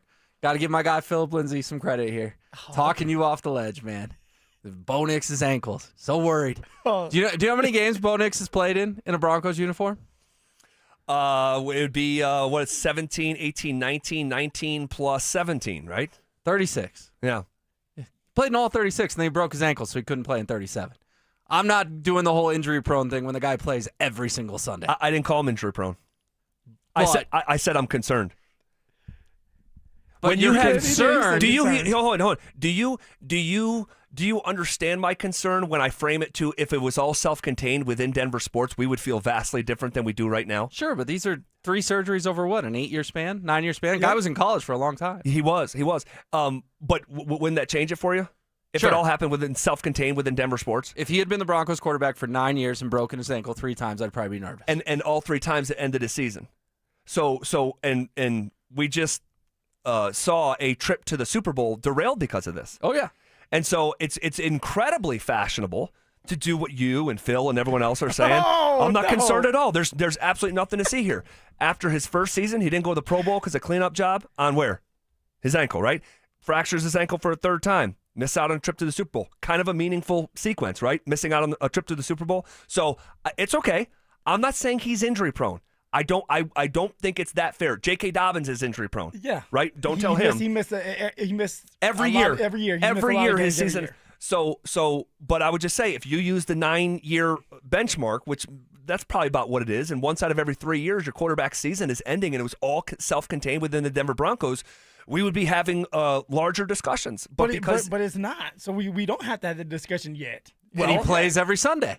That's my point. And I'm just saying, I'm just concerned, big picture, because do you stay healthier when you're younger or when you're older? When you're younger. Okay, so high school, college, that's when it probably is less likely to happen, right? Does Bo Nix run around? Of course he does. So it's got to be a conversation. It's got to be a conversation for me, right? It's not a label. There's not a sticker on his back instead of Nix that says injury prone, right?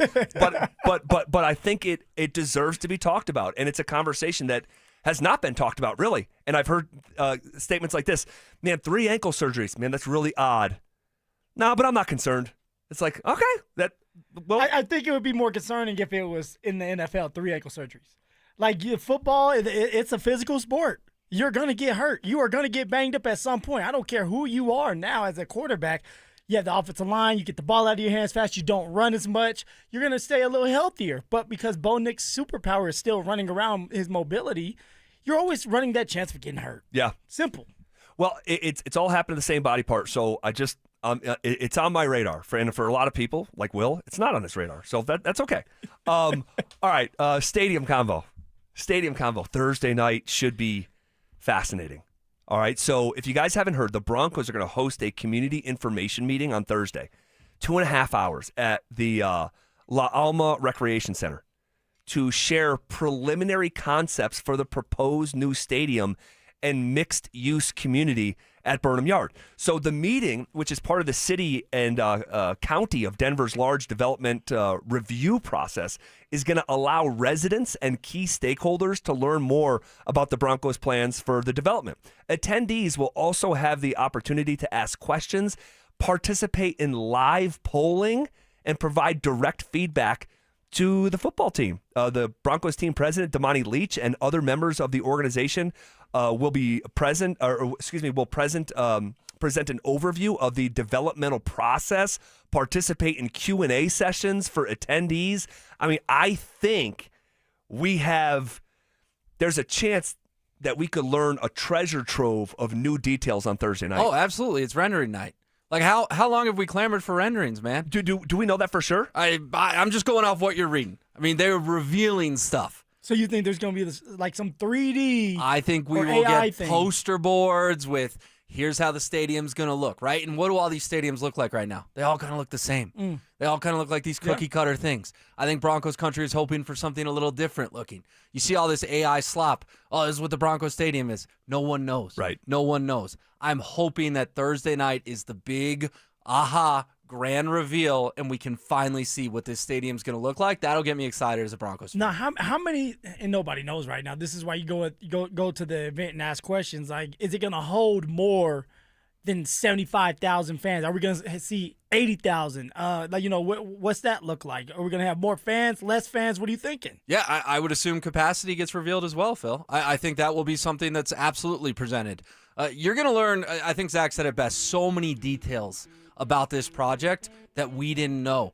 You're going to see where the theaters are and the housing and the entertainment and the bars and the restaurants. I hope so. I don't think they're rolling out the red carpet unless they're ready to show their hand. That's just my gut. I don't have that on the record. Well, you just put it on the record, so sorry, bud. I said that's my gut. Look at you guys. Your gut is that Bo Nix is injury prone. I did not say that. You put that on the record. I did not put that. I'll give you $100. Go for another hour, man. I'll give you $100. You pull that from the podcast. Me saying that, I'll give you $100. You can use it on your Bahama vacation. Shots fired. You do go on a lot of vacations. Oh, he's going to No, I don't. You do. That is a. Did you go to the Bahamas last year? Yeah, once a year, bro. Okay. All right. You know how Turks many and vacations Caicos? I've taken since training camp? 3. 0. Man, it's a hard knock life. For sure. It's a hard knock life. You guys are the vacation police. You were giving Drew a hard time last week. Vacation police over here. my gosh. We just grind. We just work. All right, we're going to step aside, guys. Thanks so much for being here. I did not say Bo Nix was injury prone. It's Denver Sports Tonight coming up next.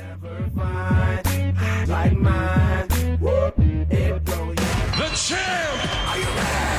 Do you consider yourself a super fan? Well, now's your chance to prove it. It's Denver Sports 104.3 The Fan Super Fan Send-Off, presented by 303 Law 4040, sending you to Las Vegas for the biggest pro wrestling event in the world. A pair of 2-night event tickets, airfare, and hotel all included, plus a $500 Visa card. So get in the ring and enter now at DenverSports.com/superfan. That's DenverSports.com/superfan.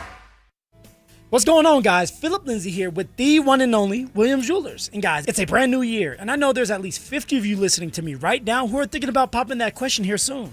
And if that's the case, you know you need a diamond.